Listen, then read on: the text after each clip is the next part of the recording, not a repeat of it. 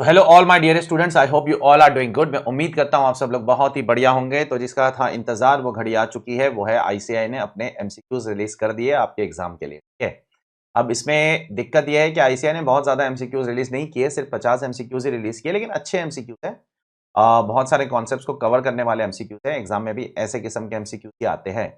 और आईसीएआई ने सिर्फ सिंगल एमसीक्यूज रिलीज किए, individual MCQs, case scenario MCQs release नहीं किए। तो मेरा आप लोगों को पर्सनल एडवाइस ये होगा कि आप जो पिछले साल की बुकलेट है वो तो देखना ही है, उसके साथ ये भी देखना है।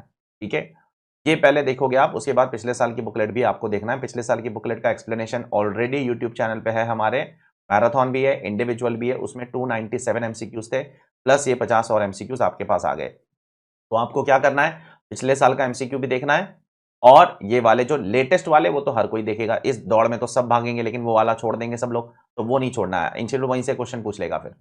तो अब जैसे उन 297 एमसीक्यूज का मैंने एक एक क्वेश्चन का आपको रीजनिंग दिया था, वैसे यहां पर भी इन 50 के 50 एमसीक्यूज का आज मैं आपको रीजनिंग दूंगा, और कम से कम समय में आपको मैं पूरे के पूरे एमसीक्यूज एक्सप्लेन करके छोड़ दूंगा। नीचे टाइम स्टैम्प भी डाल दूंगा कौन से समय पे कौन सा एमसीक्यू शुरू होता है। ठीक है, आपका क्या काम है? आपका काम है कि पहले ये एमसीक्यूज आप अपने एंड से ट्राई करो। आपको आता है तो बहुत अच्छी बात है, नहीं आता है तो आप आ जाओ मेरे सोल्यूशन में आकर देख लो, और मेरा सोल्यूशन से आपको देखो एक्सप्लेनेशन पता चल जाएगा एग्जैक्टली उसका आंसर ये क्यों आता है। ठीक है, तो पहले आपको क्या करना है, पहले आपको अपनी तरफ से ट्राई करना है, उसके बाद आपको मेरे पास आना है सोल्यूशन देखने के लिए। इसीलिए नीचे टाइम स्टैम्प्स है, आप जिस पे क्लिक करोगे वही खुलेगा, दूसरा और कोई खुलने का गुंजाइश ही नहीं है। ठीक है, तो without wasting any further time, मैं उम्मीद करता हूं आपने पहला एमसीक्यू देख लिया होगा, और पहले एमसीक्यू का आंसर है डी। अब इसका आंसर डी क्यों है? ठीक है, इसका आंसर डी क्यों है, वही रीजन देने के लिए मैं यहां पर आया हूं। दो लोग हैं यहां पर, मिस्टर राजेश, मिस्टर ब्रिजेश, दोनों ने पॉलिसी खरीदी। एक ने इंश्योरेंस पॉलिसी 2012 में खरीदी।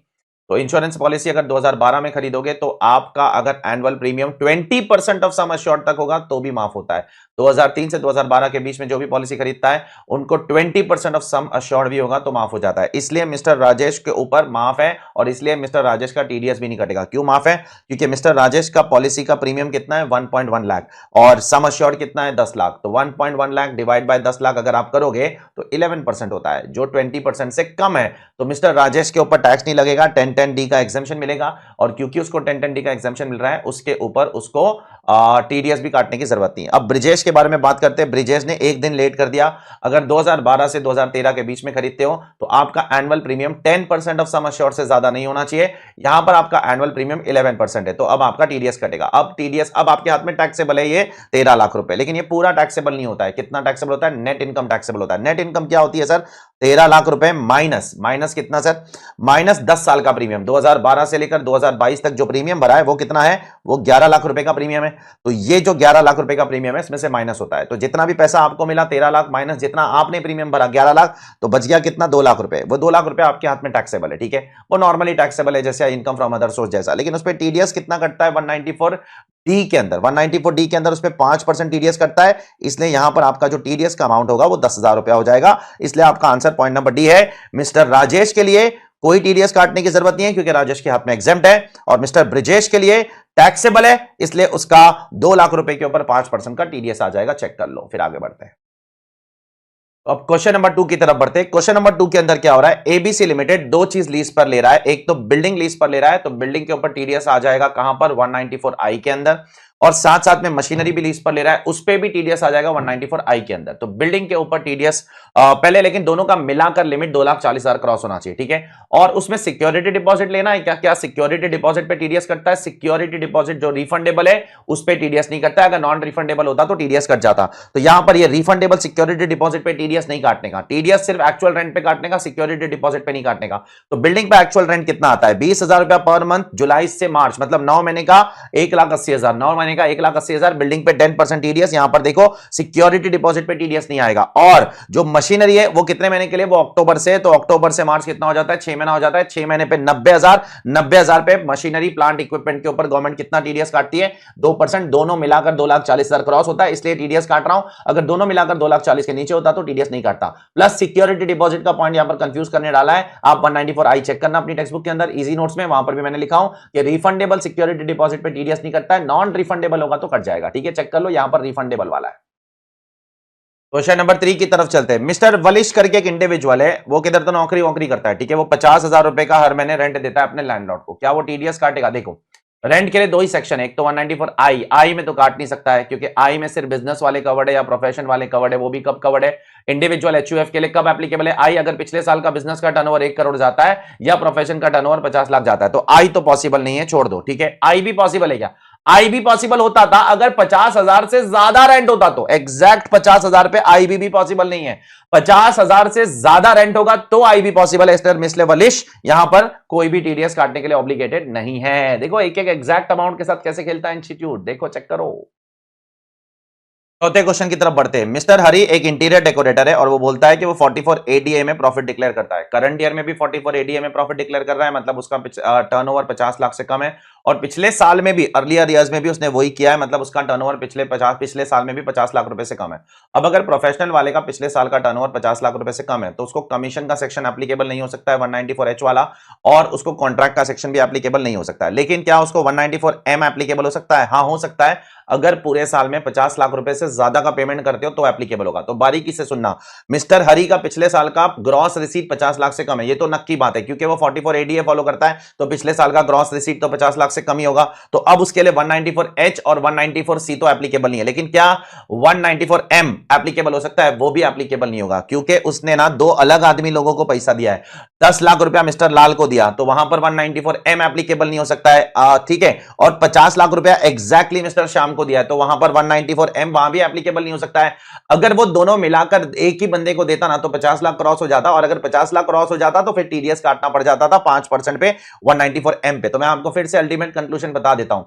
194H में क्यों नहीं आएगा? H में इसलिए नहीं आएगा क्योंकि पिछले साल का टर्नओवर 50 लाख से कम है। 194C में क्यों नहीं आएगा? C में इसलिए आएगा, वही सेम रीजन की वजह से C में नहीं आएगा। अब अगर H और C में नहीं आता है तो M में आ सकता है, लेकिन M में जब आप पेमेंट करते हो तो पूरे साल में 50 लाख क्रॉस होना चाहिए। पहले वाला पेमेंट आप मिस्टर लाल को कर रहे हो 10 लाख है, इसलिए M में नहीं आ सकता है। दूसरा वाला पेमेंट आप लाल को करते ना अगर, तो फिर टीडीएस काटना पड़ता, लेकिन दूसरा वाला आप शाम को कर रहे हो तो नहीं, वो भी नहीं आएगा, इसलिए दोनों केस में भी टीडीएस नहीं आएगा।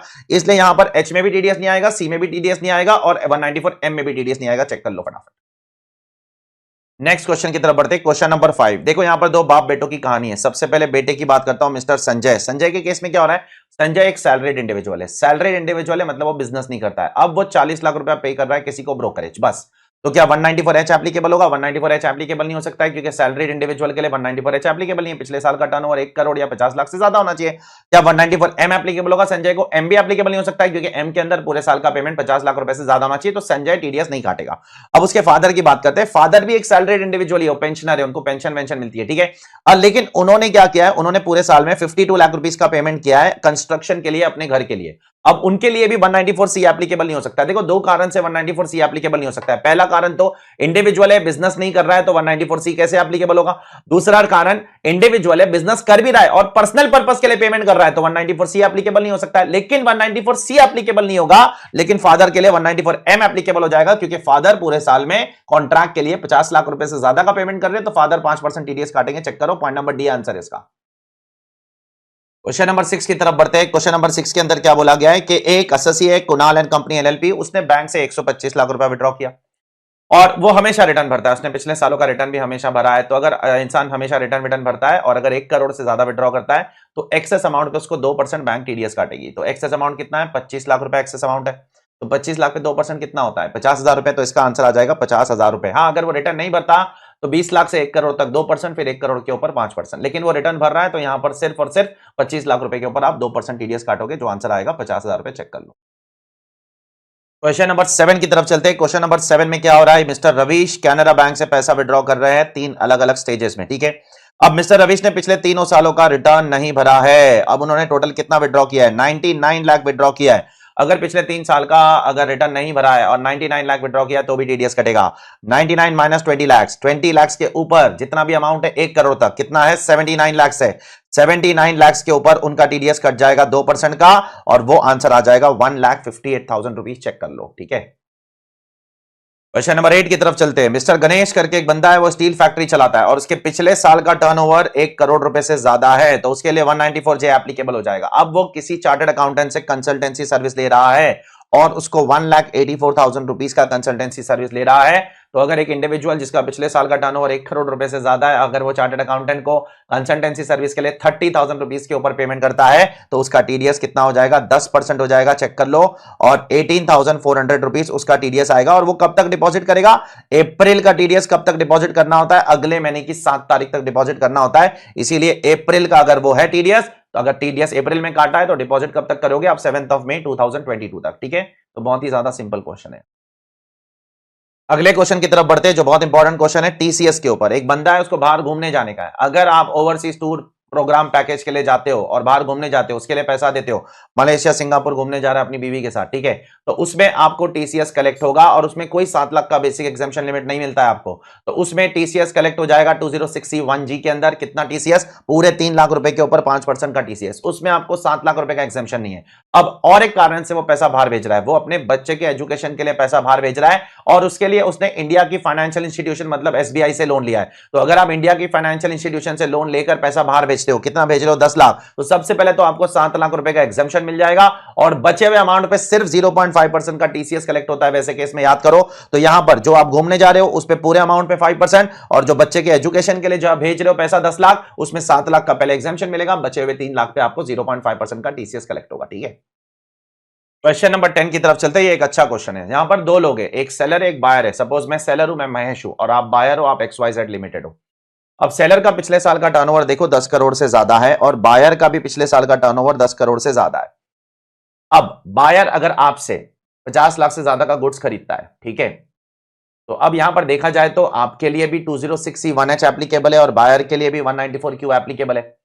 तो ऐसे केस में क्या होता है कि 194Q में टीडीएस काटना होता है। अगर 194Q और 206C1H की लड़ाई होती है तो 194Q में टीडीएस काटना पहले जरूरी है, फिर सेलर को टीसीएस कलेक्ट करना जरूरी नहीं है।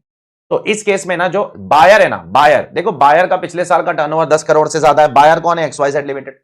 और बायर 90 लाख रुपए का आपसे गुड्स खरीद रहा है। तो बायर को टीडीएस काटना इंपॉर्टेंट है, सेलर को टीसीएस कलेक्ट करना इंपॉर्टेंट नहीं है 206(1)H में। और यहां पर क्वेश्चन में लिखा भी है कि buyer comply with all its TDS obligation, मतलब बायर ने टीडीएस काट लिया होगा। तो ऐसे केस में सेलर जो मिस्टर महेश है उसको टीसीएस कलेक्ट करने की जरूरत नहीं है। इसके लिए पॉइंट नंबर ए है। अगर बायर टीडीएस नहीं काटता तो फिर सेलर की ऑब्लिगेशन हो जाती टीसीएस कलेक्ट करनी। ये लंबा सर्कुलर पढ़ लेना, 194Q के नीचे जो लंबा सर्कुलर था वहां पर मैंने ये सारा भाषण आपको दिया था, जाकर चेक कर लेना। ठीक है, तो यहां पर मॉरल ऑफ द स्टोरी क्या है? जो बायर है वो टीडीएस काट रहा है, वो ऑब्लिगेटेड भी है 194Q में टीडीएस काटने के लिए। इसके लिए सेलर को टीसीएस कलेक्ट करने की जरूरत नहीं है, नहीं है, नहीं है। ठीक है, चेक कर लो।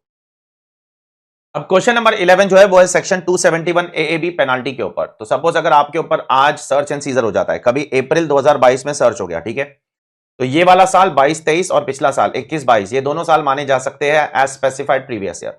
अब अगर कुछ मिलता है और आप डिक्लेयर करते हो कि जो भी इनकम मिला है वो स्पेसिफाइड प्रीवियस ईयर का है, आप उस पर टैक्स भर देते हो, इंटरेस्ट भर देते हो, स्टेटमेंट भर के एक्सप्लेनेशन दे देते हो और साथ साथ में स्पेसिफाइड डेट के पहले आप रिटर्न भर देते हो, तो गवर्नमेंट बोलती है हम आप पे 30% पेनाल्टी लगा के छोड़ देंगे। अगर कोई भी कंडीशन वायलेट किया तो फिर 60% पेनाल्टी लगाएंगे ऑन अनडिस्क्लोज इनकम। तो आपको क्या क्या कंडीशन फुलफिल करना है? जब भी सर्च होता है और आपके पास कुछ अनडिस्क्लोज इनकम मिलती है, आपको प्रूव करना है कि भाई वो इस साल का है या तो पिछले प्रीवियस ईयर का है या तो इस साल का है, मतलब स्पेसिफाइड प्रीवियस ईयर का है। साथ साथ में आपको स्टेटमेंट भर के उसका नेचर सोर्स एक्सप्लेन करना है कि वो इस साल का या पिछले साल का है। उसके बाद आपको टैक्स भरना है, इंटरेस्ट भरना है, आखिर में आपको रिटर्न भी भरना है। अब यहां पर एसएससी ने सब किया, एक गलती कर दिया, वो है रिटर्न नहीं भरा। चेक करो, रिटर्न भरना भूल गया। ही डज नॉट, रिटर्न भरा लेकिन उसमें इनकम डिस्क्लोज करना भूल गया। रिटर्न भरा, उसमें इनकम डिस्क्लोज करना भूल गया। He does not disclose such income in his return filed on 31 जुलाई। ये गलती हो गई, तो इसलिए अब उसको 30% ऑफ अनडिस्क्लोज इनकम वाली पेनाल्टी नहीं लगेगी, बल्कि उसको 60% ऑफ अनडिस्क्लोज इनकम वाली पेनाल्टी लग जाएगी। चेक करो, ये लास्ट वाली गलती नहीं करता ना तो 30% ऑफ अनडिस्क्लोज इनकम वाली पेनाल्टी लग जाती 271 AAB के अंदर। ठीक है, चेक कर लो। अब क्वेश्चन नंबर 12 में ना मेरे हिसाब से तो गड़बड़ है। ठीक है, क्या गड़बड़ है मैं आपको बता देता हूं। अगर आप लोगों को गड़बड़ नहीं लग रही है तो नीचे कमेंट करके मुझे बता देना। देखो इसके अंदर क्या बोला है पता है? सर्च कब हो रहा है पता है? 28 दिसंबर 2022 में। अब जब सर्च 28 दिसंबर 2022 में होगा ना तो 21-22 को आप स्पेसिफाइड प्रीवियस ईयर नहीं बोल सकते हो, और अगर आप उसको स्पेसिफाइड प्रीवियस ईयर नहीं बोल सकते हो तो ये मैटर 271 AAB में कवर ही नहीं हो सकता है। ठीक है, क्यों सर? 271 AAB में स्पेसिफाइड प्रीवियस ईयर का मतलब क्या होता है बताता हूं। स्पेसिफाइड प्रीवियस ईयर का मतलब होता है कि जिस दिन सर्च हुआ उसका पिछला वाला साल, जिसका due date of filing of return अब तक नहीं आया है और आपने भी due date of filing of return तक रिटर्न नहीं भरा है। अब मुझे आप बताओ, सर्च कब हुआ? सर्च हुआ दिसंबर में। अब जब दिसंबर में सर्च हुआ तो पिछले साल का due date of filing of return तो आके चला गया, तो वो तो स्पेसिफाइड प्रीवियस ईयर के डेफिनेशन में आ ही नहीं सकता है। जब वो स्पेसिफाइड प्रीवियस ईयर के डेफिनेशन में आ ही नहीं सकता है, 271 ए भी आप अप्लाई नहीं कर सकते हो। यहां पर इंस्टीट्यूट ने क्या किया है, 50 करोड़ के ऊपर 60% लगा के मामला क्लोज कर दिया। मेरे हिसाब से गलत आंसर है, एब्सोल्युटली गलत। यहां पर इंस्टीट्यूट को 271 ए भी अप्लाई कर ही नहीं सकता है। वो 271 ए बी के लिए कंडीशन क्या है, इनकम स्पेसिफाइड प्रीवियस ईयर को पर्टेन करना चाहिए। क्या पिछला साल स्पेसिफाइड प्रीवियस ईयर यहां पर कहलाया जा सकता है? नहीं कहलाया जा सकता है, जाके डेफिनेशन पढ़ लो। पिछला साल कब कहलाया जा सकता है? अगर आपका date of search due date के पहले आता है फाइलिंग के, और आपने भी रिटर्न नहीं भरा होना चाहिए, तो पिछला साल क्या माना जा सकता है? Specified previous year. अब इस केस में सिर्फ specified previous year current year माना जा सकता है, 22-23। अब क्वेश्चन बोलता है इनकम 22-23 की नहीं है, इनकम तो 21-22 की है, तो 21-22 तो स्पेसिफाइड प्रीवियस ईयर है ही नहीं। अब जब 21-22 स्पेसिफाइड प्रीवियस ईयर है ही नहीं, तो उसके ऊपर 271 ए भी अप्लाई नहीं कर सकते हो। लेकिन इंस्टीट्यूट ने 60% अप्लाई करके आंसर निकाल दिया है। मेरे हिसाब से जो करेक्ट आंसर यहां पर आना चाहिए वो ये होना चाहिए कि अभी आपको इस 50 करोड़ रुपए के ऊपर 270 ए के हिसाब से पेनाल्टी लगानी पड़ेगी, मिस रिपोर्टिंग ऑफ इनकम वाली, जिसमें आता है 200% ऑफ टैक्स पेबल। जो इससे थोड़ा सा अलग आंसर आएगा, एग्जैक्ट सेम आंसर नहीं आएगा, क्योंकि उसका मैकेनिज्म अलग है। तुमको समझ में आया मैंने क्या बोला? नहीं समझ में आया तो जाके 271 ए बी में सबसे पहले स्पेसिफाइड प्रीवियस ईयर का डेफिनेशन पढ़ लो। स्पेसिफाइड प्रीवियस ईयर में 2 पॉइंट है। पहला पॉइंट, एक ऐसा साल जो सर्च के पिछला वाला साल है। पहले पॉइंट के बारे में बता रहा हूं। पहले पॉइंट में तीन कंडीशन है। एक ऐसा साल जो सर्च के पिछला वाला साल है, जिसका due date of filing of return अब तक नहीं आया। यहीं पे फंस जाएगा इंस्टीट्यूट। ड्यू डेट आ चुका है 20 दिसंबर 2012 को, तो सारी ड्यू डेट निकल जाती है भाई। तो जिसका ड्यू डेट अब तक नहीं आया है, हां अगर ये सर्च अगस्त में होता, जुलाई में होता, जून में होता, पिछले क्वेश्चन की तरह अप्रैल में होता, तो मुझे कोई दिक्कत नहीं होती। लेकिन ये सर्च दिसंबर में हो रहा है तो मुझे दिक्कत है। इस क्वेश्चन में गड़बड़ है, लेकिन चलो अभी क्या कर सकते हैं, इसका आंसर डी। आप एग्जाम में आता है तो डी लिख के आ जाना, और क्या, कुछ नहीं कर सकते। ठीक है, चेक कर लो एक बार, फिर आगे बढ़ते हैं। अब अगला क्वेश्चन भी उसी के ऊपर है, लेकिन मुझे वहां कोई दिक्कत नहीं है, क्योंकि वहां सर्च कब हो रहा है? 2022 मई में होता है। मई में जब सर्च होता है तो उसका पिछला साल 21-22 है, वो स्पेसिफाइड प्रीवियस ईयर बन सकता है, क्योंकि 21-22 का due date of filing of return अब तक नहीं आया, और एसएससी ने भी अब तक रिटर्न नहीं भरा है। अब यहां पर एसएससी सारे कंडीशन फुलफिल कर रहा है। देखो, उसके पास कुछ अनडिस्क्लोज इनकम मिली, उसने पहले उस इनकम को स्टेटमेंट में डिक्लेयर किया, कंडीशन नंबर 1 फुलफिल। उसका मैनर एक्सप्लेन किया कि पैसा कहां से आया, कंडीशन नंबर 2 फुलफिल। उसने टैक्स भर दिया, इंटरेस्ट भर दिया, रिटर्न भी भर दिया टाइम के अंदर, क्या उसको पेनाल्टी लगेगी? उसके बावजूद भी उसको 30% ऑफ अनडिस्क्लोज इनकम की पेनाल्टी लगाएंगे, छोड़ेंगे नहीं ऐसे। ठीक है, अगर ये कोई भी कंडीशन वायलेट कर देता तो फिर हम उसके ऊपर 60% ऑफ अनडिस्क्लोज इनकम की पेनाल्टी लगा देते। तो आप समझो, देखो 12 और 13, आप जाकर 271 ए भी एक बार बारीकी से पढ़ो, बैरक से पढ़वाया था इसलिए मैंने रेगुलर बैच के अंदर। ठीक है, जाकर चेक करना। नेक्स्ट क्वेश्चन, क्वेश्चन नंबर 14 जो है वो इनकम टैक्स अथॉरिटी के पावर से रिलेटेड है। एक पावर है 133 के अंदर, 133 सबसेक्शन 6 टू बी प्रिसाइज, जहां पर इनकम टैक्स अथॉरिटी के पास पावर होता है टू कलेक्ट इन्फॉर्मेशन। अब वहां पर कौन कौन से पॉइंट रेलेवेंट है? इन लोगों ने 4 पॉइंट दिए, उसमें से कुछ पॉइंट रेलेवेंट है, कुछ पॉइंट रेलेवेंट नहीं है। पहला वाला, they can income tax authority can enter only after sunrise but before sunset, वो रेलेवेंट नहीं है, वो सर्वे के लिए रेलेवेंट है। वो यहां पर 133 सबसेक्शन 6 के लिए रेलेवेंट नहीं है, वो सर्वे वाले के लिए रेलेवेंट है। नॉर्मल 133 के अंदर ये सारे पॉइंट्स रेलेवेंट नहीं है। सेकंड वन, दे में enter only during the business hours eight which such place is open, yes ये पॉइंट है 133 के अंदर, जाकर चेक कर लेना। ठीक है, नेक्स्ट, अगर वो लोग बुक्स इंपाउंड करते हैं, मतलब बुक्स लेकर जाते हैं, तो 15 दिन तक लेके जा सकते हैं, और 15 दिन के बाद लेके जाना है तो उनको अप्रूवल लेना पड़ेगा प्रिंसिपल चीफ कमिश्नर या चीफ कमिश्नर। ये पॉइंट भी 133 के अंदर मेंशन्ड है। तो ये पॉइंट मेंशन है 133 में, ये वाला मेंशन नहीं है, और लास्ट वाला पॉइंट भी मेंशन नहीं है। आप जाकर 133 चेक कर लेना। देयरफॉर इसका आंसर क्या है? इसका आंसर सी है। सी मतलब पॉइंट नंबर 2 और 3 करेक्ट है, पॉइंट नंबर 1 और 4 इनकरेक्ट है। ठीक है, चेक कर लो। क्वेश्चन नंबर 15, यहां पर क्या हो रहा है? असेसिंग ऑफिसर ने एक साइबर कैफे में सर्वे कर दिया। अब साइबर कैफे कभी खुला रहता है? रात में खुला रहता है। रात में 1 बजे से लेकर रात में 2 बजे से लेकर दोपहर के 2 बजे से लेकर रात के 2 बजे तक ये साइबर कैफे खुला रहता है। तो उसका बिजनेस आवर्स क्या है? रात में भी है, दिन में भी है। तो उस केस में ना वो आफ्टर सनराइज बिफोर सनसेट ही एंटर करना चाहिए, वो प्रोविजन एप्लीकेबल नहीं है। गवर्नमेंट क्या बोलता है? बाय डिफॉल्ट सर्वे करने जाता है ना ऑफिसर, तो आफ्टर सनराइज जाए, बिफोर सनसेट जाए। सनराइज के बाद सनसेट के पहले एंटर करना चाहिए। लेकिन अगर आपका बिजनेस आवर्स रात में है, मतलब यहां पर देखो दोपहर से लेकर रात के 2 बजे तक बिजनेस आवर्स है, तो रात में भी एंटर कर सकता है। तो सबसे पहले वो एंटर कर सकता है, उसको ये पावर है। दूसरी चीज अगर उसको कोई बुक्स ऑफ अकाउंट्स इंपाउंड करना है तो वो इंपाउंड कर सकता है। 15 दिन तक तो बाय डिफॉल्ट हमेशा अलाउ करता है, और उसको 12 दिन के लिए इंपाउंड करना है। देखो 12 दिन के लिए इंपाउंड करना है तो कोई रीजन ही नहीं है। आफ्टर रिकॉर्डिंग इस रीजन, उसने रिकॉर्ड भी कर दिया रीजन, और 12 दिन के लिए इंपाउंड करना है तो कोई दिक्कत वाली बात नहीं है। 15 दिन से ज्यादा इंपाउंड करना है, लेके जाना है, तो फिर आपको चीफ कमिश्नर एक्सेट्रा से अप्रूवल लेने की जरूरत है। तो इसका आंसर है the action assessing officer, the assessing officer action in entering the cyber cafe at 1 AM and impounding the books of accounts and documents inspected by him is in order। ये दोनों के दोनों काम उसने कानून के दायरे में किया है। ठीक है, चेक कर लो। क्वेश्चन नंबर 16 भी बहुत बढ़िया क्वेश्चन है। मिस्टर राम वो कभी बॉर्न हुए हैं? 1/4/1963 में बॉर्न हुए हैं। अगर वो 1/4/1963 में बॉर्न हुए ना, तो 1/4/2023 में उनका 60th बर्थडे आएगा। तो अगर उनका 60th बर्थडे 1 अप्रैल 2023 को आता है ना, तो गवर्नमेंट क्या बोलती है, प्रीवियस ईयर, उसके पिछले साल में ही उनको 60 इयर्स माना जाएगा। जाकर चेक करना, मैंने टैक्स रेट के अंदर आपको सर्कुलर करवाया सीबीडीटी का, कि जो बंदा 1 अप्रैल 2023 को 60 साल का होएगा, तो एक्चुअली में वो 60 साल का एक दिन पहले ही हो गया था, आज तो उसको 61वां साल चालू हो गया है। देयरफॉर पिछले साल में, दैट इज फाइनेंशियल ईयर 22-23 में उसको सीनियर सिटीजन का स्टेटस मिल जाएगा। तो फाइनेंशियल ईयर 22-23 के अंदर वो सीनियर सिटीजन बन गया है। Be very careful. फिर से बोल रहा हूं, जो बंदा 1 अप्रैल 2023 को 60वां बर्थडे होगा या 80वां बर्थडे होगा, तो उसके पिछले साल में ही उसको बेनिफिट मिलना शुरू हो जाएगा। आज मतलब 1 अप्रैल 2023 को तो 61वां बर्थडे शुरू, 61वां साल उसका शुरू हो गया है, 61st ईयर शुरू हो गया है। वो 60 साल का तो एक दिन पहले ही हो गया था, ठीक है, एक दिन पहले उसका 60 साल कंप्लीट हो गया था। तो पिछले साल में 22-23 में उसको 60 ईयर्स का रेजिडेंट का बेनिफिट मिलेगा। अब सवाल ये उठ रहा है, उसकी टोटल इनकम 2,90,000 है। अब अगर सीनियर सिटीजन जो रेजिडेंट है, सीनियर सिटीजन है, अगर उसकी इनकम 2,90,000 है, क्या वो आईटीआर भरेगा? नहीं भरेगा, क्योंकि उसकी इनकम बेसिक एग्जम्पशन लिमिट से कम है। चलो ठीक है, यहां तो बच गया। लेकिन दूसरा पॉइंट है, वो घूमने जा रहा है, मेलबर्न घूमने जा रहा है, कहीं वहां पर मेलबर्न घूमने जा रहा है, उसके लिए 1.2 लाख का खर्चा हो रहा है और 80,000 रुपए का खर्चा और हो रहा है। तो क्या उस रीजन से वो रिटर्न भरेगा? नहीं भरेगा। 2 लाख रुपया क्रॉस होना चाहिए फॉरेन टूर के लिए, फॉरेन विजिट के लिए 2 लाख रुपया क्रॉस होगा तो रिटर्न भरना जरूरी है, नहीं तो जरूरी नहीं है।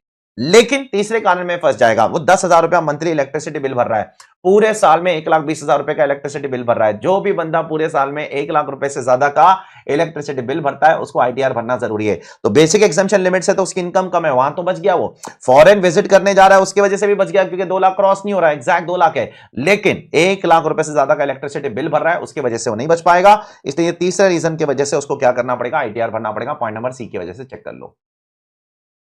नेक्स्ट क्वेश्चन है, what is the time limit to serve a scrutiny notice. देखो, time limit to serve a scrutiny notice is, जिस साल में भी आप रिटर्न भरते हो उस साल के एंड से 3 महीना। देखो, तो इसने AY 23-24 का रिटर्न कब भरा? 30 सितंबर 2023। 30 सितंबर 2023 मतलब 23-24 में रिटर्न भरा। अब 23-24 के एंड से 3 महीना, 23-24 के एंड से 3 महीना कब खत्म हो जाएगा? 30 जून 2024। तो 30 जून 2024 तक उसको क्या करना है? अपना नोटिस सर्व कर देना है एसएससी को, ठीक है, चेक कर लो। ऐसे क्वेश्चन तो अपन ने क्लास में बहुत सारे किए। क्वेश्चन नंबर 18 बोलता है कि 143(1) के अंदर बहुत सारे सॉफ्टवेयर क्या करता है? एडजस्टमेंट्स करता है। तो सवाल ये पूछ रहा है, वो आपको 4 पॉइंट दे रहा है और बता रहा है इसमें से कौन सा एडजस्टमेंट सॉफ्टवेयर नहीं करता है। तो एरिथमेटिकल एरर सॉफ्टवेयर करता है, एरर रेक्टिफाई करता है। हाँ, एरिथमेटिकल एरर होगा तो 143(1) के अंदर सॉफ्टवेयर प्रोसेस करते समय रेक्टिफाई कर देगा।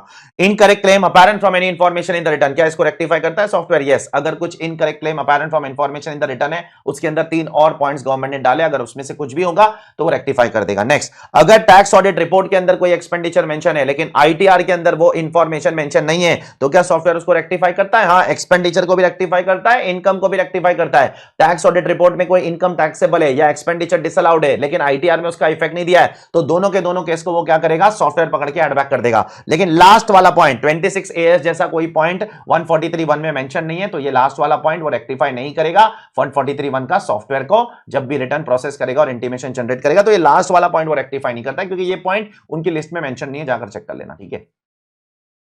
क्वेश्चन नंबर 19, मिस्टर राजेश करके एक बंदा है, वो दुखी है। किससे दुखी है? कमिश्नर के एक ऑर्डर से दुखी है। कमिश्नर ने कौन सा ऑर्डर पास कर दिया भाई? 270A में पेनाल्टी लगाने का ऑर्डर पास कर दिया। तो कमिश्नर के उस ऑर्डर से दुखी है, तो अब उसके पास क्या रेमेडी है? देखो, उसके पास एक रेमेडी ये है कि वो आईटैट के पास जाए, अपील करे। कब तक अपील करे? आईटैट के पास अपील करने का समय होता है 60 days from the date on which the order was communicated. तो he can go to ITAT under 253 within 60 days from the date on which the order was communicated to him. जब भी उसको order communicate हुआ था, उसके 60 days के अंदर आईटैट के पास जा सकता है, ठीक है। क्वेश्चन नंबर 20 की तरफ बढ़ते हैं। Which of the order is not appealable before commissioner? कौन सा ऑर्डर कमिश्नर के पास अपीलेबल नहीं हो सकता है? देखो, कौन सा ऑर्डर नहीं हो सकता है वो सब नहीं पता है। एक ऑर्डर नहीं हो सकता है, ये मुझे पक्का पता है, वो है डीआरपी का ऑर्डर। डीआरपी का ऑर्डर ऑलरेडी 3 कमिश्नर बैठ के बनाते हैं। जो 3 कमिश्नर बैठ के बनाते हैं, वो ऑर्डर डायरेक्टली आईटैट में अपील होता है, इतना मुझे पक्का पता है, ठीक है। अब बाकी सबका मुझे नहीं पता है, इसका मतलब बाकी सब वाला ऑर्डर अपील हो सकता है। It is as simple as that. एक पॉइंट मुझे पक्का पता है कि ये वाला ऑर्डर कमिश्नर को अपील नहीं हो सकता है, क्योंकि ये वाला ऑर्डर आईटैट को अपील हो सकता है, अपनी बुक के अंदर भी लिखा है। इसका मतलब बचे हुए तीनों ऑर्डर कमिश्नर को अपील आप कर सकते हो, चेक कर लेना। क्वेश्चन नंबर 20 का आंसर पॉइंट नंबर सी है। बहुत ही बचकाने किस्म के एमसीक्यूज डाले इंस्टीट्यूट ने यहां पर। ये फालतू एमसीक्यूज है, कुछ काम के नहीं है, बहुत ज्यादा कुछ काम नहीं आने वाले। एग्जाम में इतने सिंपल एमसीक्यूज नहीं आते। आप पिछले साल की जो बुकलेट है वो अच्छे से करके जाना, वहां से ज्यादा क्वेश्चंस पूछने के चांसेस है। यहां से तो ये लोगों के पास टाइम नहीं था, इसलिए इन्होंने सिंपल एमसीक्यू बना के डाल दिए एकदम। क्वेश्चन नंबर 21 की तरफ बढ़ते हैं। दो बंदे मिस्टर एक्स एक एओ ने ऑर्डर पास किया 143.3 में, उससे दुखी है, अग्रीव्ड है, तो वो क्या करे? वो अपील करे सीआईटी अपील को कितने दिन के अंदर? जब नोटिस ऑफ डिमांड मिली उसके 30 दिन के अंदर अपील करे, पॉइंट नंबर सी। अच्छा, और जो मिस्टर वाई है वो डायरेक्टर जनरल के ऑर्डर से दुखी है। अब डायरेक्टर जनरल अगर कोई ऑर्डर पास करता है तो वो तो सीआईटी अपील के भी ऊपर का अथॉरिटी है, उसके लिए आपको आईटैट के पास जाना पड़ेगा। आईटैट के पास कब तक जाना पड़ेगा? जब आपको ऑर्डर मिला, डायरेक्टर जनरल का ऑर्डर जब मिला उसके 60 डेज के अंदर आप आईटैट के पास जा सकते हो। चेक करो यहां पर, ठीक है। तो एओ के ऑर्डर के अगेंस्ट आप चले जाओगे सीआईटी अपील के पास, और अगर डायरेक्टर जनरल का ऑर्डर है तो उसके अगेंस्ट आप चले जाओगे किसके पास? अपने ट्राइब्यूनल के पास, ठीक है, 30 डेज और 60 डेज के अंदर, ठीक है। क्वेश्चन नंबर 22, एक एसएससी उसका असेसमेंट हुआ 143.3 के अंदर, उसके अंदर एओ ने दो डिसअलाउंस किया। एक तो टीडीएस नहीं काटा इसलिए डिसअलाउंस कर दिया 3 लाख रुपए का, दूसरा 4 लाख रुपए का अनएक्सप्लेन्ड एक्सपेंडिचर करके एओ ने ऑर्डर थमा दिया। दो डिसअलाउंस किया, एसएससी को ऑर्डर दे दिया। अब एसएससी ने ये वाला अपील कर दिया सीआईटी अपील को, ठीक है। अब उसके कुछ महीने बाद एसएससी वापस जागा, उसको लग रहा है कि अब ये भी गलत है, इसके अगेंस्ट भी मुझे चैलेंज करना है, तो अब वो क्या कर सकता है? देखो, अपील तो नहीं कर सकता है, अपील का टाइम तो चला गया, 30 डेज के अंदर आपको अपील करना होता है, जैसे ही नोटिस ऑफ डिमांड मिलेगी उसके 30 डेज में अपील का टाइम गया। तो अब क्या मैं रिवीजन के लिए जा सकता हूं 264 में? 264 में रिवीजन भी पॉसिबल नहीं है, क्योंकि वहां doctrine of complete merger applicable है। अगर एक भी मुद्दा अपील हो गया है तो आप किसी भी मुद्दे के अगेंस्ट आप रिवीजन नहीं कर सकते हो 264 में, doctrine of complete merger applicable है। अब ओनली ऑप्शन जो एसएससी के पास वो है कि वो जा सकता है रेक्टिफिकेशन के लिए 154। तो उसको बोलो जाओ भाई रेक्टिफिकेशन एप्लीकेशन दो, अपनी अपनी अपनी किस्मत आजमाओ और देखो, अगर अपेरेंट मिस्टेक है तो रेक्टिफाई हो जाएगा, अपेरेंट मिस्टेक नहीं है तो रेक्टिफाई नहीं हो जाएगा। इसलिए इसका आंसर बी है, the assessee can file for rectification. इसके पास नहीं जा सकता है, पॉसिबल ही नहीं है, ठीक है। 154 इज द ओनली ऑप्शन, वो भी अगर मिस्टेक अपेरेंट फ्रॉम रिकॉर्ड है तो जा सकता है, नहीं तो वो भी नहीं जा पाएगा, ठीक है, क्योंकि 154 के अंदर कंडीशन है अपेरेंट मिस्टेक की। Next question, question number 23, mister Mahesh के पास दो गोल्ड चेन मिले, 50 ग्राम की एक थी, एक चेन की वैल्यू 1,45,000। अब मिस्टर महेश उसको एक्सप्लेन नहीं कर पाया, मतलब वो सोर्स नहीं एक्सप्लेन कर पाया, कहां से आया कैसे आया, तो ये हो गए अनएक्सप्लेन्ड असेट।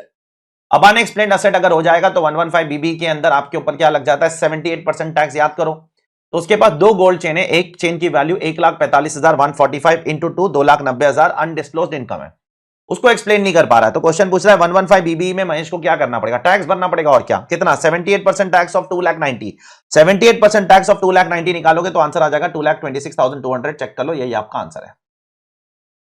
क्वेश्चन नंबर 24 की तरफ बढ़ते हैं। यहां पर दो लोग हैं, मिस्टर गणेश और मिस्टर राजेश, ठीक है। थोड़ा सा कैलकुलेशन वाला क्वेश्चन है, इसके लिए कैलकुलेटर सामने ओपन रखना पड़ेगा आपको। अब जो मिस्टर गणेश जो है ना, गणेश वो 17/1962 को पैदा हुए, तो मतलब ये है सीनियर सिटीजन है, तो इनका बेसिक एग्जाम्शन 3 लाख रुपए, ठीक है। और मिस्टर राजेश जो है ना वो 1/4/1943 में पैदा हुए, तो ये है super senior citizen, super senior है, तो इनके लिए 5 लाख रुपए का एग्जाम्शन है। मैंने अभी थोड़ी देर पहले बोला ना, 1/4/1943 को अगर पैदा हुआ तो 1/4/2023 को कितवा बर्थडे होगा? 80वां बर्थडे होगा। तो 80वां बर्थडे अगर 1/4/2023 को है तो पिछले साल में ही आपको बेनिफिट मिलना शुरू हो जाएगा, दैट इज 22-23 में आप सुपर सीनियर सिटीजन बन जाओगे। तो अगर आप सुपर सीनियर सिटीजन हो, पहले राजेश के बारे में बात करता हूं। राजेश सुपर सीनियर सिटीजन है और राजेश की इनकम 5 लाख रुपया है और राजेश ने रिटर्न नहीं भरा है, तो पेनाल्टी कैसे लगती है? पेनाल्टी कैसे लगती है पता है? जितनी भी टोटल इनकम असेस हुई है, असेस कितनी हुई है? 5 lakh minus basic exemption limit, तो 5 लाख में से 5 लाख निकाल दोगे तो जीरो हो जाएगा। उस हिसाब से राजेश को टैक्स नहीं लगेगा, क्योंकि राजेश की टोटल इनकम 5 लाख है और उसका बेसिक एग्जाम्शन लिमिट भी 5 लाख है, तो उसको टैक्स नहीं लगेगा। लेकिन गणेश को लगेगा। गणेश की टोटल इनकम कितनी असेस हुई है? 8 लाख। तो याद करो पेनाल्टी कैसे निकालते हैं उस केसेस में जहां पर आप एसएससी रिटर्न नहीं भरता है, तो उसका असेसमेंट 144 में होता है। 144 में income assessed minus basic exemption limit. Income assessed कितनी है? 8 lakh minus basic exemption limit कितनी है?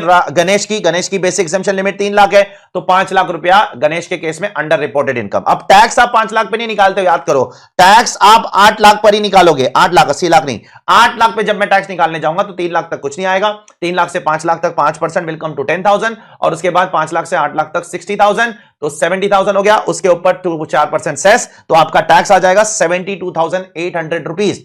अब उसके ऊपर 50% पेनाल्टी मार दोगे तो 36,400 की पेनाल्टी लग जाएगी। किसके केस में? गणेश के केस में। लेकिन राजेश के केस में पेनाल्टी नहीं लगेगी। राजेश को क्यों पेनाल्टी नहीं लग रही है? क्योंकि राजेश का बेसिक एग्जाम्शन लिमिट 5 लाख है और उसकी टोटल इनकम भी 5 लाख ही है, तो राजेश को टैक्स नहीं लगेगा। गणेश को क्यों टैक्स लग रहा है? गणेश की बेसिक एग्जाम्शन लिमिट 3 लाख है, क्योंकि वो सीनियर है, सुपर सीनियर नहीं है, और उसकी टोटल इनकम 8 लाख है, तो 5 लाख रुपए अंडर रिपोर्टेड इनकम। फिर वापस से आप 8 लाख पे टैक्स निकालो। 8 लाख पे टैक्स निकालने के बाद आप उसके ऊपर उसका 50% ले लो या 200%। यहां पर 50% ले लो, क्योंकि यहां पर क्वेश्चन में 50% के हिसाब से यहां पर आंसर्स दिए, ठीक है। तो चेक कर लो एक बार, बेसिक सा क्वेश्चन है, कोई बहुत महान चीज नहीं, ऐसा कोई दिल को छूने वाला क्वेश्चन अब तक आया नहीं है।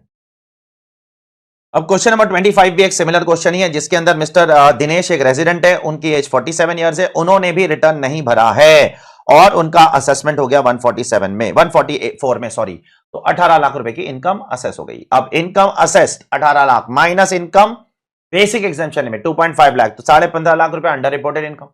उसके बाद जब टैक्स निकालने की बारी आएगी तो 15.5 पे नहीं निकालने का, टैक्स पूरे 18 पे निकालने का, क्योंकि टैक्स किस पे निकालते हो, tax on under reported income plus basic exemption limit. तो 18 लाख पे टैक्स निकालो, 18 लाख पे टैक्स निकालोगे, 47 इयर्स एज है उस हिसाब से निकालो, 3,66,600 आता है, उसका 50% ले लो, आपको पेनल्टी आ गया 366, 600 का 50% 183, 300, वही आंसर है, आंसर नंबर सी, चेक कर लो।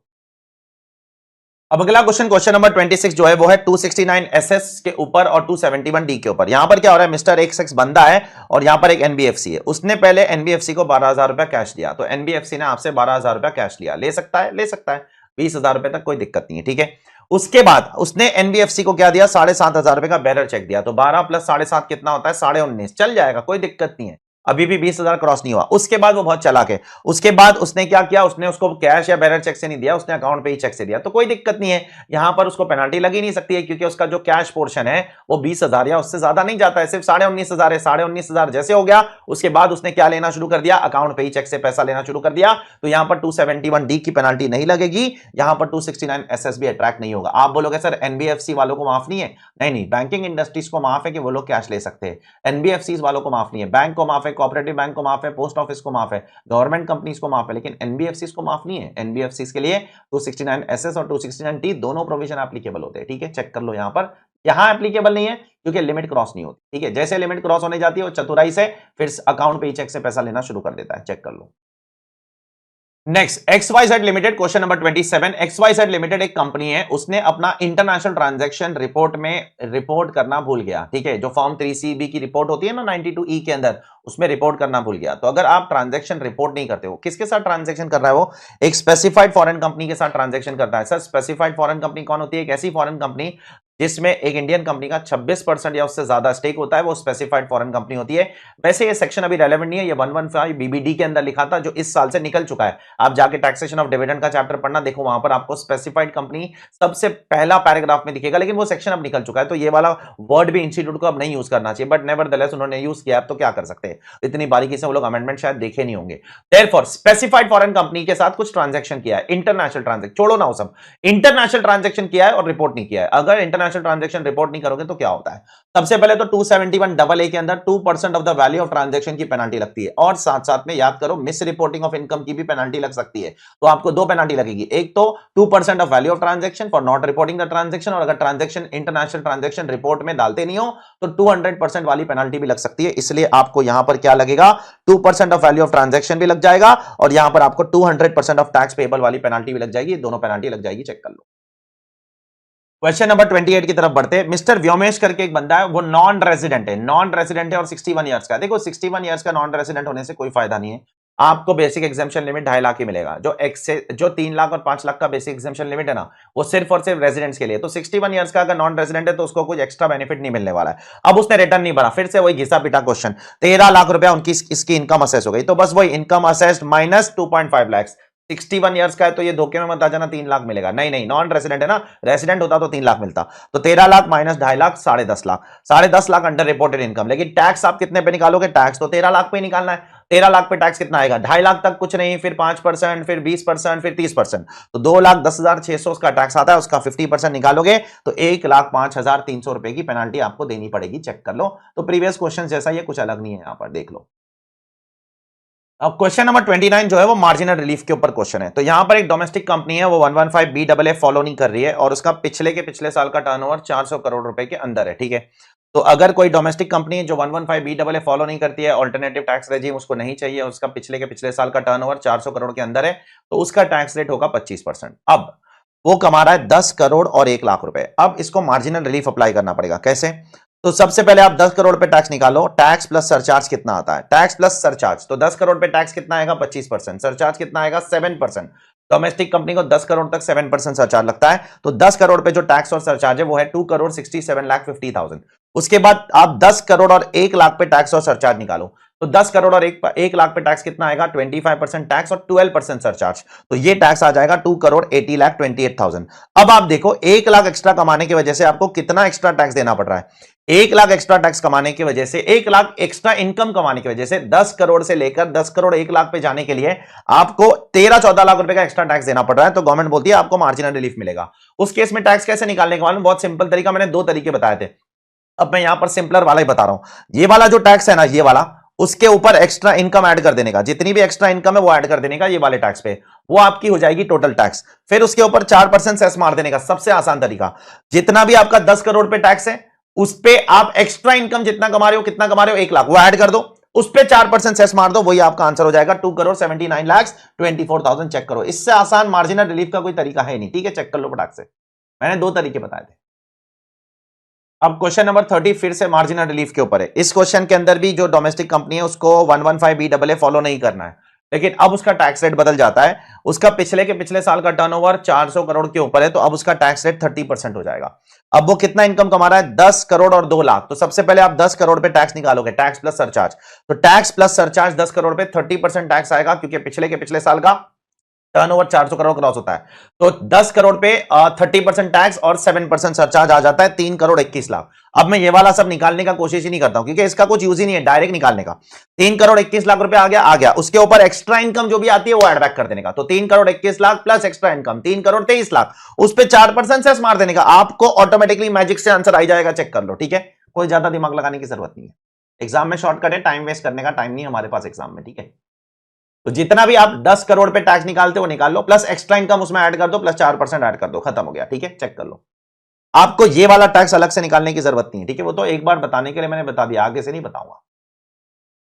क्वेश्चन नंबर 31 के अंदर क्या हो रहा है, 2 कंपनी है, एक लिस्टेड कंपनी है ए लिमिटेड, एक लिस्टेड कंपनी है बी लिमिटेड, एक अनलिस्टेड कंपनी है, दोनों के दोनों कंपनी अपने शेयर होल्डर से शेयर्स बायबैक कर रहे हैं।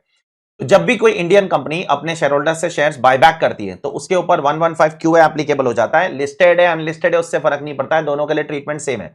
अगर लिस्टेड कंपनी भी शेयर्स बायबैक कर रही है, अनलिस्टेड कंपनी भी शेयर्स बायबैक कर रही है, दोनों के लिए ट्रीटमेंट सेम है कि जो कंपनी है वही टैक्स भरेगी, शेयर होल्डर्स के हाथ में एग्जेम्प्ट है। कंपनी कितना टैक्स भरेगी, कंपनी टैक्स भरेगी 20% प्लस 12% सरचार्ज 4% सेस, तो 23.296% का एडिशनल टैक्स कंपनी को भरना है। कितने अमाउंट पे भरना है, on distributed income. Distributed income कैसे निकालने का, उसके लिए 11-12 सर्कमस्टेंस है, रूल 40BB के अंदर जाकर चेक करना, अपनी इजी नोट्स के अंदर, ठीक है, कलर बुक के अंदर, वहां पर चेक कर लेना। तो अब यहां पर क्वेश्चन सिर्फ ये ट्विस्ट करना चाह रहा है, एक लिस्टेड है एक अनलिस्टेड है, फर्क नहीं पड़ता है। लिस्टेड कंपनी बायबैक करे तो भी कंपनी टैक्स भरेगी, अनलिस्टेड कंपनी बायबैक करे तो भी कंपनी टैक्स भरेगी।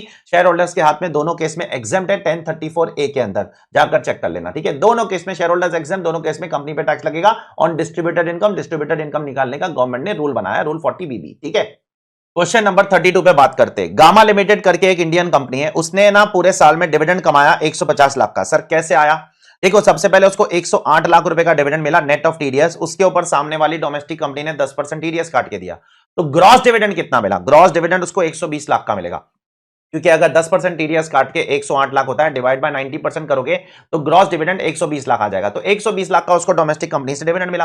अब उसको फॉरेन कंपनी से डिविडेंड कितना मिला, 30 लाख। तो टोटल डिविडेंड जो उसको मिला है करंट ईयर में, जो उसने अर्न किया है वो 150 लाख है। अब आप जितना भी डिविडेंड अर्न करते हो उसमें से अगर आप due date of filing of return के 1 महीने पहले तक, due date of filing of return के 1 महीने पहले तक अगर उसमें से जितना भी डिविडेंड डिस्ट्रीब्यूट कर दोगे अपने शेयर होल्डर्स को, उतना आपको डिडक्शन मिल जाएगा, ठीक है। तो जितना भी कमाया कंपेयर विद जितना भी due date of filing of return के 1 महीने पहले तक डिस्ट्रीब्यूट किया, विच एवर इज लोअर, उतना डिडक्शन मिल जाएगा। तो उसने करंट ईयर में कमाया कितना, 150 लाख रुपए का ग्रॉस डिविडेंड कमाया, और due date of filing of return के पहले मतलब 30 जून 2023, वो तो ड्यू डेट के काफी पहले कितना डिस्ट्रीब्यूट किया, 130 लाख डिस्ट्रीब्यूट किया। देयरफॉर दिस और this which ever is lower, उसका आपको 80M सेक्शन के अंदर चैप्टर 6 में डिडक्शन मिल जाएगा, चेक कर लो। देयरफॉर आपका आंसर है 130 लाख, ठीक है। क्वेश्चन नंबर 33 की तरफ चलते हैं। लीमा लिमिटेड एक डोमेस्टिक कंपनी अपने ही शेयर होल्डर्स के शेयर्स को बायबैक कर रही है 23 लाख रुपए में। अब शेयर होल्डर्स ने उस शेयर्स को कितने में खरीदा था, 17 लाख रुपए में खरीदा था, as per rule 40BB। Rule 40BB के वैल्यूएशन के हिसाब से 17 लाख में खरीदा था। तो आपको अब कंपनी को ही टैक्स लग जाएगा। बस एक दो एमसीक्यू पहले बोला था कि अगर कंपनी अपने शेयर होल्डर्स के शेयर्स बायबैक करती है तो कंपनी को ही 23.296% टैक्स भरना पड़ता है। कितने अमाउंट पे? जितना कंपनी शेयर होल्डर को पैसा दे रही है माइनस जितना कंपनी को शेयर होल्डर से पैसा मिला था एज पर रूल 40BB। ये रूल 40BB के हिसाब से निकालना होता है, ये लोग ने अपने को डायरेक्टली निकाल के दिए। तो आपको 6 लाख रुपए के ऊपर 23.296% का टैक्स कंपनी को भरना पड़ेगा, शेयर होल्डर्स के हाथ में एग्जेम्प्ट हो जाएगा। तो 6 लाख रुपए के ऊपर 23.296% टैक्स निकालू तो 139,776 आंसर आ जाएगा, चेक कर लो। क्वेश्चन नंबर 34 एक टनेज टैक्स कंपनी के ऊपर है। यहां पर दो टनेज टैक्स कंपनी है, एक्स और वाई, और ये दोनों अपना अमालगमेशन करके एक नई कंपनी बनाने जा रहे हैं, जेड। अब टनेज टैक्स कंपनी वाले को गवर्नमेंट सर्टिफिकेट देती है मैक्सिमम 10 इयर्स के लिए। तो उसमें से जो पहली कंपनी है ना उसका 8 साल बचा हुआ है और जो दूसरी कंपनी है ना उसका 6 साल बचा हुआ है। अब ये दोनों कंपनी बंद कर रहे हैं, नई कंपनी जेड बना रहे हैं। तो सवाल ये उठ रहा है जो नई कंपनी है उसको कितने साल का बेनिफिट मिलेगा, 6 साल का मिलेगा कि 8 साल का मिलेगा? तो गवर्नमेंट बोलती है जिसका भी, दोनों में से जिसका भी ज्यादा पीरियड बचा हुआ है उतना बेनिफिट नई कंपनी को मिलेगा। तो ज्यादा पीरियड किसका बचा हुआ है? 8 साल बचा हुआ है। तो नई कंपनी को कितने साल का बेनिफिट मिल जाएगा? 8 साल का बेनिफिट मिल जाएगा टनेज टैक्सेशन के अंदर, और वो अगले 8 साल तक एंजॉय कर सकती है। ठीक है, अब क्वेश्चन नंबर 35 पूरा का पूरा कैलकुलेशन के ऊपर है। मिस्टर हरी एक बंदा है, उसकी 52 लाख इनकम है पीजीबीपी में से, ठीक है। उसमें से उसको 100% डिडक्शन मिलता है एटीआईए का। वो एटीआईए बिजनेस का प्रॉफिट कितना है? 35 लाख से। अब उसका क्वेश्चन पूछ रहा है कि टैक्स पेबल निकालो। अब देखो, अगर एक इंडिविजुअल है जो एटीआईए एटीआईबी बिजनेस का डिडक्शन क्लेम करता है तो उसको एएमटी निकालना पड़ेगा। एएमटी निकाले बगैर उसका टैक्स नहीं आएगा। तो सबसे पहले नॉर्मल प्रोविजन के हिसाब से उसका टैक्स कितना आएगा? टोटल इनकम कितनी आएगी? 52 लाख उसकी टोटल इनकम है, उसमें से उसको जीटीआई है, उसमें से उसको चैप्टर 6 का डिडक्शन मिल जाएगा। तो नॉर्मल इनकम, नॉर्मल प्रोविजन के हिसाब से उसकी इनकम आएगी 52 लाख में से 35 लाख निकाल लो तो नॉर्मल प्रोविजन के उसके हिसाब से उसकी इनकम आ जाएगी 17 लाख। तो 17 लाख पे टैक्स निकाल लो। 17 लाख पे टैक्स कितना आता है? 335,400 का टैक्स आता है। आप टैक्स निकाल लेना, इंक्लूडिंग सेस वेस जो भी है, सरचार्ज तो लगेगा नहीं। अब जब आप उसका एएमटी निकालने जाओगे तो एएमटी कैसे आता है? आपकी जो भी टोटल इनकम है उसमें एडजस्टेड टोटल इनकम के अंदर क्या, टोटल इनकम में क्या ऐड कर दोगे? एटीआईए का डिडक्शन। तो 17 लाख रुपए आपकी टोटल इनकम है नॉर्मल प्रोविजन के हिसाब से, उसमें 35 लाख रुपीस का आप क्या ऐड कर दोगे? आपका एटीआईए का बिजनेस का डिडक्शन। तो आपकी एडजस्टेड टोटल इनकम 52 लाख हो जाएगी। अब क्योंकि आपकी adjusted total income 50 lakh cross हो जाती है, यहां पर जब आप टैक्स निकालोगे ना तो 18.5% का आपको बेसिक टैक्स लगेगा और 10% का सरचार्ज भी लग जाएगा, यहां पर गड़बड़ नहीं होनी चाहिए, और 4% का सेस लग जाएगा। ये तीनों चीज ऐड करने के बाद आपका जो आंसर आने वाला है वो आंसर आ जाएगा आपका 11,530,528 आता है, उसको राउंड ऑफ करके 530। तो 11,530,528 530 राउंड ऑफ कर दिया, वो आपका टैक्स पेएबल आएगा, बिकॉज विचएवर इज हायर वो भरना है। और इसका और 335,400 का जो डिफरेंस है, मतलब जो एएमटी का टैक्स है और नॉर्मल प्रोविजन का जो टैक्स है, दोनों का बीच का जो डिफरेंस है वो आपका क्या माना जाएगा? As your AMT credit, that is 765,130 rupees, जैसे कि आप यहां पर चेक कर सकते हो। ठीक है, ये अच्छा क्वेश्चन है, प्रॉपर कंप्यूटेशन पे पूरा क्वेश्चन डाल दिया। और क्या, पहले नॉर्मल प्रोविजन के हिसाब से 17 लाख टोटल इनकम, एएमटी के हिसाब से 52 lakh, 52 lakh adjusted total income, tax निकालो। और क्या, नॉर्मल प्रोविजन में सरचार्ज नहीं आएगा, एएमटी में सरचार्ज आएगा क्योंकि 50 लाख क्रॉस होती है एडजस्टेड टोटल इनकम। ठीक है, ये पॉइंट पे इंस्टीट्यूट आपको टेस्ट कर रहा है। क्वेश्चन नंबर 36 की तरफ बढ़ते हैं। यहां पर गवर्नमेंट ने, इंस्टीट्यूट ने आपको, सॉरी गवर्नमेंट कहां से आ गई, इंस्टीट्यूट ने आपको यहां पर टोटल इनकम निकालने बोला है। देखो, एक बंदा है मिस्टर गांगुली, वो रेजिडेंट है और 60 इयर्स का एज है। ठीक है, रेजिडेंट 60 इयर्स का एज है। क्या क्या इनकम कमा रहा है? प्रोफेशन से 1,45,000 कमा रहा है, वो मैंने लिख दिया। कार्ड गेम से 1,50,000 कमा रहा है, वो मैंने लिख दिया। एफडी से इंटरेस्ट कमा रहा है 40,000 का, वो मैंने लिख दिया। सेविंग बैंक अकाउंट से 9,000 रुपए का इंटरेस्ट कमा रहा है, वो मैंने लिख दिया। टोटल 3,44,000 रुपया उसकी जीटीआई है। वो जीटीआई नहीं पूछ रहा है, क्वेश्चन पूछ रहा है टोटल इनकम कितनी है, टोटल इनकम, टैक्सेबल इनकम। अब सबसे पहले क्योंकि रेजिडेंट है, सीनियर सिटीजन है, तो उसको 50,000 रुपए तक का इन दोनों के ऊपर 80 टीटीबी के अंदर डिडक्शन मिल जाएगा। Interest on saving bank, FD, RD पे 50,000 रुपए का वो डिडक्शन मिल जाएगा। ठीक है, अब उसने 1,50,000 पीपीएफ में भी डाला है, लेकिन मैं पूरा 1,50,000 का डिडक्शन नहीं ले सकता हूं, क्योंकि 1,50,000 का डिडक्शन अगर मैं लूंगा ना तो मैं कार्ड गेम वाली इनकम में से भी डिडक्शन दे दूंगा चैप्टर 6 से। अब याद करो, कार्ड गेम वाली इनकम पे चैप्टर 6 से का डिडक्शन नहीं मिलता है, इसलिए मुझे अपना जो चैप्टर 6 से का एटीसी का डिडक्शन है ना वो रिस्ट्रिक्ट करना पड़ेगा। कितने पे रिस्ट्रिक्ट करना पड़ेगा? 1,45,000 पे रिस्ट्रिक्ट करना पड़ेगा, क्योंकि चैप्टर 6 से का डिडक्शन विनिंग वाली इनकम से नहीं मिलता है। विनिंग वाली इनकम डायरेक्टली टैक्सेबल है 30% पे। देयरफॉर यहां पर मैं पूरा 150 नहीं लिख पा रहा हूं, मजबूरी में सिर्फ 145 लिख रहा हूं, और इसीलिए मेरी टोटल इनकम 1.5 लाख है, और इसलिए आंसर भी यहां पर 1.5 लाख चेक कर लो। ठीक है, अब अगला क्वेश्चन, क्वेश्चन नंबर 37, बहुत इंटेलिजेंट क्वेश्चन है। देखो जरा इसके अंदर क्या हो रहा है। एक चैरिटेबल ट्रस्ट है, उसको डोनेशन मिल रहा है 80 लाख का, उसमें से 10 लाख कॉर्पस डोनेशन है, कॉर्पस डोनेशन कब एग्जेम्प्ट होता है? तब एग्जेम्प्ट होता है जब आप उसको 11(5) वाले मोड्स में इन्वेस्ट कर दोगे। तो इन लोगों ने इन्वेस्ट कर दिया post office saving bank account में। अगर post office saving bank account में इन्वेस्ट कर देते हो तो वो 11(5) वाला मोड है, तो वो 10 लाख तो एग्जेम्प्ट हो गया। इस 10 लाख के बारे में तो हम लोग बात करेंगे नहीं। अब बात करेंगे बचे हुए 70 लाख की। बचे हुए 70 लाख में से 20 लाख क्या है? 20 लाख आपका एनोनिमस डोनेशन है। उसका ट्रीटमेंट कैसे होगा? उसका ट्रीटमेंट ऐसे होगा जैसे इधर दिया गया है। Anonymous donation 20 lakh minus 5% of total donation और 1 lakh whichever is higher. तो 5% ऑफ टोटल डोनेशन 4 लाख आता है, compare with 1 lakh whichever is higher. तो 4 लाख रुपए का आपको यहां पर एग्जेम्पशन मिलेगा और 16 लाख रुपए पे आपको 30% टैक्स और 4% सेस। तो 16 लाख रुपए पे 30% टैक्स और 4% सेस अगर लोगे तो 499 200 टैक्स आता है। ठीक है, तो ये वाले टैक्स को जरा साइड में निकाल के रखना। अब बचता है ये बचा हुआ 50 लाख। बचा हुआ 50 लाख के साथ क्या होगा? बचा हुआ 50 लाख इनकम स्टेटमेंट में ऐड होगा, प्लस साथ में याद करो जो एनोनिमस डोनेशन माफ होता है वो भी इनकम स्टेटमेंट में ऐड होता है। याद करो 50 लाख तो जो बचा हुआ है वो तो ऐड होगा ही। 50 लाख कैसे आए? टोटल 80 लाख है, उसमें से 10 लाख कॉर्पस डोनेशन है वो माफ है, 20 लाख रुपए एनोनिमस डोनेशन, 30% पे टैक्स हो गया 4 लाख के एग्जेम्पशन के बाद। अब बचा हुआ 50 लाख प्लस जो 4 लाख वहां एग्जेम्प्ट हुआ वो भी एनोनिमस डोनेशन यहां पर ऐड होता है, फिर उसके ऊपर 54 लाख हो गया। अब उन दोनों में से आपको 15% का एग्जेम्पशन मिलेगा। 15% का एग्जेम्पशन मिलने के बाद आपका आंसर आ जाएगा 45,90,000। 45,90,000 में से आपने 40 लाख रुपया ट्रस्ट के ऑब्जेक्ट्स के लिए अप्लाई कर दिया है, तो बच गया कितना? 5,90,000। तो जो एनोनिमस डोनेशन है उसके ऊपर 499 200 का टैक्स आया, और ये जो बची हुई 5,90,000 रुपए की इनकम है ना, इसके ऊपर आपको स्लैब रेट अप्लाई करना पड़ेगा। तो यहां पर देखो मैंने स्लैब रेट अप्लाई किया है 31,720 मेरा स्लैब रेट के हिसाब से आंसर आता है अदर डोनेशंस पे। तो एनोनिमस डोनेशन पे 499 200, अदर डोनेशंस पे 31,720, टोटल मारूंगा तो 530 200 920 आंसर आ जाएगा। चेक कर लेना, ठीक है? एक दो बार सुन लेना रिकैप करके क्या बोला मैंने। पहले 20 लाख पे मैंने टैक्स निकाल दिया, 20 लाख में से 5% ऑफ टोटल डोनेशन माइनस किया और 16 लाख पे 30% टैक्स, 4% सेस। अब यहां जो 4 लाख माइनस हो रहा है वो नॉर्मल डोनेशन में ऐड करना पड़ता है। अगर प्रोविजन पढ़ो तो नॉर्मल डोनेशन कितना है? पहले तो 50 लाख है, 10 लाख तो एग्जेम्प्ट है, कॉर्पस वाला छोड़ दो, और 50 लाख प्लस 4 लाख 54 लाख, उसमें से 15% एग्जेम्पशन ले लिया तो आ गया 45,90। उसमें से 40 लाख रुपए का इन्वेस्टमेंट किया है, इधर उधर ऑब्जेक्ट्स ऑफ द ट्रस्ट के लिए खर्चा किया है, तो वो माइनस करो, उसके बाद 590 आता है। 590 पे स्लैब रेट अप्लाई करो, अप्लाई करने के बाद 499 200 में ऐड करो तो आंसर आ जाएगा 530 920। चेक कर लो। अगला क्वेश्चन, क्वेश्चन नंबर 38, बहुत सिंपल है। एक ट्रस्ट ने 10 लाख रुपए का कुछ इनकम कमाया है, 10 लाख रुपए की इनकम कमाया है और 15 लाख रुपए का उसको डोनेशन मिला है, तो टोटल हो गया 25 लाख रुपए। ठीक है, अब 25 लाख रुपए में से उसको क्या मिलेगा? पहले 15% का एग्जेम्पशन मिलेगा। 15% एग्जेम्पशन लेने के बाद जो उसकी इनकम बचेगी वो बचेगी 21.25 लाख। ठीक है, 21.25 लाख बचेगी इनकम। अब क्वेश्चन क्या बोलता है? 8 लाख रुपया उसने उसमें से चैरिटेबल पर्पस के लिए खर्चा किया, तो वो उसको माइनस करने का मौका मिल जाएगा। तो 21.25 में से 8 लाख माइनस कर दो, और 4 लाख रुपया उसने लोन रीपेमेंट किया है फॉर कंस्ट्रक्शन ऑफ ऑर्फनेज, वो भी वो माइनस कर सकता है, कोई दिक्कत नहीं। ये दोनों माइनस करने के बाद उसका आंसर आ जाएगा 9.25 लाख, और अल्टीमेटली वही तुम्हारा आंसर है। चेक कर लो यहां पर पॉइंट नंबर बी। ठीक है, तो बहुत ही सिंपल क्वेश्चन है। पिछला वाला क्वेश्चन अच्छा था बट ये बहुत ही सिंपल है। क्वेश्चन नंबर 39, ये भी एक चैरिटेबल ट्रस्ट पे क्वेश्चन है। एक ट्रस्ट है वो मेडिकल रिलीफ का काम करती है, उसने कुछ बॉन्ड से इंटरेस्ट कमाया 2 लाख रुपए का। किसका बॉन्ड है सर? ये लोकल अथॉरिटी के बॉन्ड्स खरीदे, म्युनिसिपैलिटी के बॉन्ड्स खरीदे, उस पे 2 लाख रुपए का इंटरेस्ट कमाया।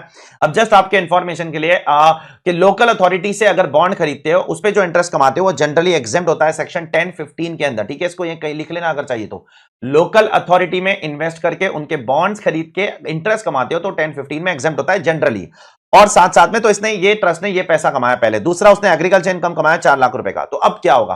तो आप सभी को पता है एक सेक्शन है, सेक्शन 11(7) ट्रस्ट वालों के लिए एप्लीकेबल है, जो बोलता है कि अगर आप एक ट्रस्ट की तरह रजिस्टर्ड हो 12AB में तो आपको सेक्शन 10 के कोई भी एग्जेम्पशन नहीं मिलेंगे, सिर्फ 3 मिलेंगे, एक 10(1), एक 10(23)(c) और 10(46). तो 10(1) तो मिल जाएगा उसको एग्जेम्पशन, एग्रीकल्चर इनकम का तो मिल जाएगा। ट्रस्ट वाला एग्रीकल्चर इनकम का एग्जेम्पशन ले सकता है, लेकिन ये जो 10(15) वाला है ना, जो interest on bonds issued by local authority, ये इसको नहीं मिल पाएगा। देयरफॉर इसका आंसर है डी, कि the trust can claim exemption under 10(1). Agriculture income का तो एग्जेम्पशन ले लेगा, लेकिन ये जो लोकल अथॉरिटी के बॉन्ड से जो इंटरेस्ट कमा रहा है, जिसका इंटरेस्ट 10(15) में एग्जेम्प्ट होने वाला है, उसका एग्जेम्पशन उसको नहीं मिलेगा, बिकॉज 11 सबसेक्शन 7 रिस्ट्रिक्ट करता है ये चीज के लिए। ठीक है, अगला क्वेश्चन, क्वेश्चन नंबर 40, क्या बोलता है? इसके ऊपर मैं बैकग्राउंड देता हूं। अगर कोई चैरिटेबल ट्रस्ट को अगर डोनेशन देना है तो वो डोनेशन देगा तो डिडक्शन मिलेगा, लेकिन कब मिलेगा? 2 चीज दिमाग में रखना पड़ेगा। सबसे पहले तो उसको वॉलंटरी डोनेशन देना पड़ेगा, कॉर्पस डोनेशन देने पे डिडक्शन नहीं मिलता है, पहली चीज। प्लस डोनेशन अपनी करंट ईयर की इनकम से देने का, पिछले साल की एक्यूमुलेटेड इनकम से डोनेशन नहीं दे सकते हो, करंट ईयर की इनकम से डोनेशन देना। तीसरी चीज, डोनेशन या तो आप किसी और 12AB वाले रजिस्टर्ड ट्रस्ट को दोगे तो भी चलेगा, या 1023C में जो रजिस्टर्ड इंस्टीट्यूशन है उनको दोगे तो भी चलेगा। तो ये 3 चीज दिमाग में रखना, ठीक है। अब यहां पर देखो अससी क्या कर रहा है, ये एक ट्रस्ट है, ये किसी दूसरे चैरिटेबल ट्रस्ट को डोनेशन दे रहा है आउट ऑफ करंट इनकम। क्या एग्जेम्पशन मिलेगा? हाँ मिलेगा। कॉर्पस डोनेशन नहीं है, कॉर्पस डोनेशन नहीं है, वॉलंटरी डोनेशन है। कॉर्पस डोनेशन दोगे तो डिडक्शन मिलेगा ही नहीं, ठीक है। तो साफ साफ क्वेश्चन बोलता है ये कॉर्पस नहीं है, ये एक नॉर्मल वॉलंटरी डोनेशन है, ठीक है।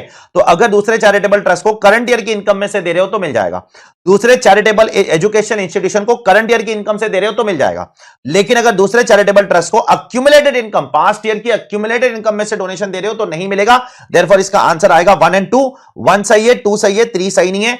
अगर एक चैरिटेबल ट्रस्ट दूसरे चैरिटेबल ट्रस्ट को पिछले साल की अक्यूमुलेटेड इनकम में से डोनेशन देता है तो उसको एग्जेम्पशन नहीं मिलता है, ठीक है, चेक कर लो। क्वेश्चन नंबर 41 क्या बोलता है? आपका आंसर क्या होगा अगर ये वॉलेंट्री डोनेशन नहीं बल्कि एक कॉर्पस डोनेशन होता? इसको भी मैंने कॉर्पस डोनेशन दिया, इसको भी मैंने कॉर्पस डोनेशन दिया, इसको भी मैंने कॉर्पस डोनेशन। अगर ये वॉलेंट्री डोनेशन के बदले कॉर्पस डोनेशन होता फिर तो किसी को भी कुछ भी नहीं मिलता, ठीक है। क्योंकि कॉर्पस डोनेशन देने पर गवर्नमेंट 1 रुपए का भी डिडक्शन नहीं देती है। डोनेशन वॉलेंट्री होना चाहिए, डोनेशन दूसरे रजिस्टर्ड ट्रस्ट या इंस्टीट्यूशन को होना चाहिए, और डोनेशन करंट ईयर की इनकम से होना चाहिए, तो ही एग्जेम्पशन मिलेगा, नहीं तो नहीं मिलेगा। चेक कर लो।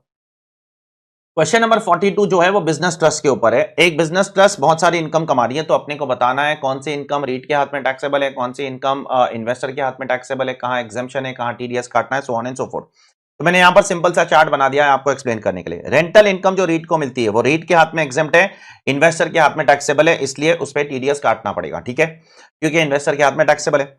जो एसपीवी से इंटरेस्ट आता है वो रीट के हाथ में एग्जेम्प्ट है, इन्वेस्टर के हाथ में टैक्सेबल है, और इन्वेस्टर के हाथ में टैक्सेबल है तो टीडीएस काटना पड़ेगा। जाके वो चार्ट देखो अपना, 3-4 पेज का तो चैप्टर है, उसके अंदर ही तो है सब कुछ।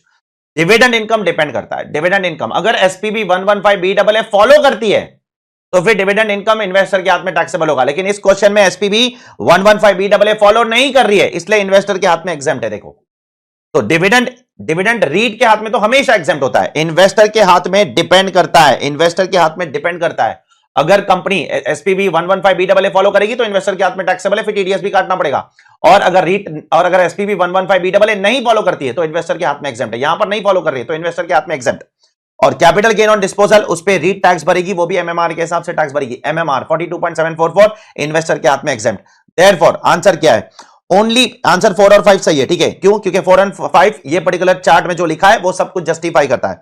Only income referred in point number 4, point number 4 वाली इनकम पे रीट टैक्स भरेगा, बराबर। हाँ रीट टैक्स भरेगा पॉइंट नंबर 4 वाली इनकम पे, क्यों नहीं भरेगा? इनकम रेफर्ड इन 1 और 2 is taxable in the hands of unit holders. 1 और 2 यूनिट होल्डर्स के हाथ में टैक्सेबल है। Income referred in 3 is exempt in both hands. Yes 3 वाली इनकम दोनों के हाथ में एग्जेम्प्ट है। और 1 और 2 क्योंकि इन्वेस्टर के हाथ में टैक्सेबल है, 1 और 2 के केस में आपको टीडीएस काटना पड़ेगा। देयरफॉर इसका आंसर है 4 और 5, और 4 और 5 इसका आंसर है। इसका मतलब इसका आंसर क्या है? इसका आंसर है डी। चेक कर लो, ठीक है। क्वेश्चन नंबर 43 में वही पॉइंट है जो क्वेश्चन नंबर 42 में ऑलरेडी डिस्कस कर लिया, ठीक है। डिविडेंड जो आपको एसपीवी, मैं रीट हूं और यहां पर एक एसपीवी है, उससे मुझे डिविडेंड मिला और वो डिविडेंड मैंने इन्वेस्टर को दिया। अब दोनों के हाथ में कब एग्जेम्प्ट होगा? मेरे हाथ में तो हमेशा एग्जेम्प्ट है। रीट के हाथ में जो एसपीवी से डिविडेंड आता है वो हमेशा एग्जेम्प्ट है, लेकिन इन्वेस्टर के हाथ में तब एग्जेम्प्ट होगा जब एसपीवी ने 115BAA नहीं फॉलो किया है। तो इसका आंसर सी है, बाकी सब गलत है, चेक कर लो। Exempt in the hands of REIT always and exempt in the hands of unit holders. Unit holders के हाथ में कब एग्जेम्प्ट होगा? अगर एसपीवी 115BAA फॉलो नहीं करती है। बाकी सारे आंसर्स गलत है, सारे आंसर्स प्रोविजंस के हिसाब से नहीं है, चेक कर लेना, ठीक है। तो डिविडेंड इनकम रीट के हाथ में हमेशा एग्जेम्प्ट। इन्वेस्टर के हाथ में कब एग्जेम्प्ट होगा? इन्वेस्टर के हाथ में तब एग्जेम्प्ट होगा अगर एसपीबी 115BAA नहीं फॉलो करती है। अगर फॉलो करेगी तो इन्वेस्टर को भी टैक्स भरना पड़ेगा और रीट को भी डिविडेंड पेमेंट करते समय टीडीएस काटना पड़ता है, ठीक है। फिर से अगला क्वेश्चन किस पर है? एक रीट पर ही है। एक रीट ने रेंटल इनकम कमाया, क्या होगा उसका? प्रॉपर्टी से जो रीट ने रेंटल इनकम कमाया, रीट के हाथ में एग्जेम्प्ट, वो पास ऑन कर देगा किसको? इन्वेस्टर को। इन्वेस्टर टैक्स भरेगा, ठीक है। दूसरा, एक रीट ने इंटरेस्ट इनकम कमाया एसपीवी से, गामा लिमिटेड उसकी एसपीवी है, तो एसपीवी से जो इंटरेस्ट इनकम कमाया उस पर भी रीट के हाथ में एग्जेम्प्ट, इन्वेस्टर को पास ऑन करेगा, उस पर इन्वेस्टर टैक्स भरेगा, और इन दोनों इनकम पे रीट क्या करेगा? उनका टीडीएस काटेगा। तीसरी इनकम बीच में है, रीट ने कुछ प्रॉपर्टी बेचा, उस पर शॉर्ट टर्म कैपिटल गेन्स आया, हाँ उस पर रीट खुद टैक्स भरेगा, वो भी एमएमआर के हिसाब से टैक्स भरेगा, इन्वेस्टर के हाथ में एग्जेम्प्ट। इसका आंसर इसलिए पॉइंट नंबर डी है, चेक करो। जो रेंटल इनकम है और इंटरेस्ट इनकम है उस पर इन्वेस्टर टैक्स भरेगा, such income are taxable in the hands of investor. और जो शॉर्ट टर्म कैपिटल गेन्स है उस पर रीट टैक्स भरेगा, वो भी एमएमआर के हिसाब से। क्वेश्चन में रेट नहीं पूछा, लेकिन मैं रेट आपको जस्ट नॉलेज के लिए बता रहा हूं, ठीक है। अगले क्वेश्चन में फिर से घुमा फिरा कर वही सवाल पूछा है, इतने सारे एग्जांपल, इतने सारे ऑप्शंस डाल दिए अननेसेसरी कंफ्यूज करने के लिए। बात वही है, एक रीट डिविडेंड इनकम कमा रही है, कहां से? एसपीवी से, ठीक है, एसपीवी से डिविडेंड कमा रही है। तो एसपीवी से जो रीट डिविडेंड कमा रही है उस पे वो कभी टैक्स नहीं भरेगी, वो सीधा पास ऑन कर देगी इन्वेस्टर को, ठीक है। तो सबसे पहले पॉइंट नंबर 3 रेलेवेंट है, उस पर उसको कभी टैक्स नहीं, रीट के हाथ में हमेशा एग्जाम। अब इन्वेस्टर के हाथ में क्या होगा? इन्वेस्टर के हाथ में टैक्सेबल होगा या एग्जाम्प्ट होगा, वो डिपेंड करता है। अगर एसपीबी 115BAA फॉलो कर रही है तो इन्वेस्टर टैक्स भरेगा और फिर उस केस में टीडीएस भी काटना पड़ेगा, और अगर फॉलो नहीं कर रही है तो इन्वेस्टर टैक्स नहीं भरेगा और फिर रीट को भी टीडीएस काटने की जरूरत नहीं है। बहुत सिंपल है यार, ये एक ही चीज एक ही बार घड़ी घड़ी घड़ी घड़ी पूछ रहे लोग। ये रीट है, ठीक है, ये इन्वेस्टर है और यहां पर एसपीबी है, ये इसको जो डिविडेंड देगा, ये डिविडेंड हमेशा एग्जाम्प्ट।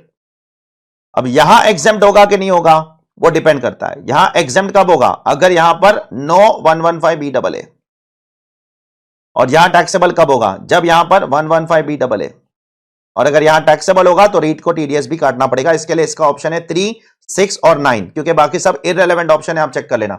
3 क्यों? पढ़ लेता हूं। REIT enjoys pass through status, yes, in respect of dividend receive from A, जो भी पैसा कमाएगा डिविडेंड वो इन्वेस्टर को दे देगा, ठीक है।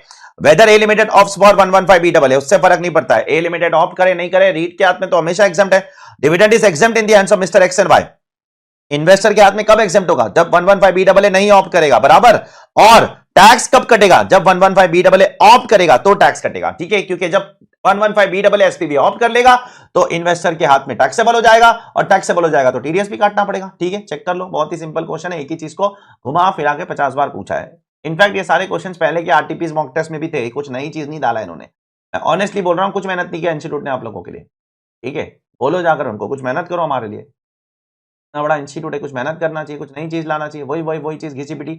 मैं आप लोगों से हाथ जोड़कर विनती करता हूं, पिछले साल के जो एमसीक्यूज है वो सारे देख लो, कोई अमेंडमेंट नहीं है उसके अंदर, कुछ भी नहीं है खास उसके अंदर। एक आध जगह पर चेंजेस है, वो आपको डाउट आएगा मुझसे पूछ लेना टेलीग्राम चैनल पे, मैं आंसर कर दूंगा।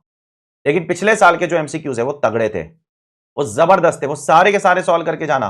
जरा भी डाउट आता है यूट्यूब पे मेरा वीडियो है, एमसीक्यू मैराथन, इंडिविजुअल एमसीक्यूज का मैराथन, इंडिविजुअल एमसीक्यूज के 6 पार्ट भी है और सबको मर्ज करके एक मैराथन भी डाला हूं, प्लेलिस्ट में जाओ चेक करो, आपको देखिए वो सारे एमसीक्यू के वीडियो देखकर जाना आप, सारे के सारे अपने दोस्तों में भी फैलाओ। ये वाला तो इतना ज्यादा कुछ मुझे क्रिटिकल नहीं लग रहा है, आधे से ज्यादा क्वेश्चन तो वहीं से ढापे या तो आरटीपीए मॉक टेस्ट से उठा के डाला है, कुछ नया नहीं है। 2-3 क्वेश्चन ही मुझे नए लगे, इसमें और कुछ खास नहीं लगा मुझे, ठीक है। तो बहुत घटिया बुकलेट है, पिछले साल की बुकलेट बहुत अच्छी थी, ये बहुत अच्छे से करके जाना, प्लीज रिक्वेस्ट कर रहा हूं आप लोगों से, ठीक है। तो चलिए अगले क्वेश्चन की तरफ बढ़ते हैं, क्वेश्चन नंबर 46, जिसके अंदर एक इन्वेस्टर है मिस्टर बी, वो 3 जगह पे इन्वेस्टमेंट कर रहा है। इन्वेस्टमेंट फंड में 5% इन्वेस्टमेंट है उसका, और रियल एस्टेट में 10% और सिक्योरिटाइजेशन ट्रस्ट में 7.5%। इसके अलावा उसको ये सब इनकम तो कमा ही रहा है, साथ साथ में 2,70,000 रुपए का उसका लॉन्ग टर्म कैपिटल गेन्स भी है। अब उसका अपने को टोटल इनकम निकालना है, चलो निकालते हैं। सबसे पहले एक एक करके बात करेंगे। ये जो 5 लाख रुपए, पहले इन्वेस्टमेंट फंड की इनकम का बात करेंगे। 5 लाख रुपए की जो पीजीपीपी इनकम हो रही है ना, उस पे फंड टैक्स भरेगा, इन्वेस्टर को टैक्स नहीं लगता है, तो इन्वेस्टर को इस पे कोई टैक्स नहीं लगेगा। हाँ, ये 2 लाख रुपए पे इन्वेस्टर टैक्स भरेगा, लेकिन इस एसएससी का सिर्फ 5% है, तो 2 लाख का 5% कितना हो जाएगा? 10,000 पे मिस्टर बी टैक्स भरेगा, ठीक है। प्लस 12.5 लाख रुपए का इसको लॉन्ग टर्म कैपिटल लॉस है, और यूनिट्स 12 महीने से ज्यादा होल्ड किया है तो इन्वेस्टर को आप लॉस दे सकते हो, पीजीपीपी लॉस नहीं दे सकते हो। पीजीपीपी लॉस छोड़कर बाकी कोई भी लॉस, अगर यूनिट होल्डर 12 महीने से पुराना है तो वो लॉस आप यूनिट होल्डर को दे सकते हो। तो ये 12.5 लाख में से 5% मतलब 62,500 का लॉस मैं इन्वेस्टर को दे दूंगा। वो क्या करेगा? वो ये वाला लॉन्ग टर्म कैपिटल लॉस, वो 2,70,000 रुपए का जो उसका लॉन्ग टर्म कैपिटल गेन है ना, उसके अगेंस्ट सेट ऑफ कर लेगा, ठीक है। तो बराबर से देखो अब तक मैंने क्या किया, 5 लाख रुपया इन्वेस्टर को नहीं, और फंड टैक्स भरेगा, फंड पीजीपीपी इनकम पे इन्वेस्टमेंट फंड टैक्स भरता है। 2 लाख रुपया उसमें से 5% इन्वेस्टर को दे दो, 12.5 लाख रुपया उसमें से 5% इन्वेस्टर को दे दो, इन्वेस्टर उसकी इनकम अपनी, उसका लॉस अपने लॉन्ग टर्म कैपिटल गेन से सेट ऑफ कर लेगा। अब रियल एस्टेट इन्वेस्टमेंट ट्रस्ट के अंदर क्या होता है? रीट तो अभी पिछले 3-4 क्वेश्चन से रीट ही करते जा रहे हैं।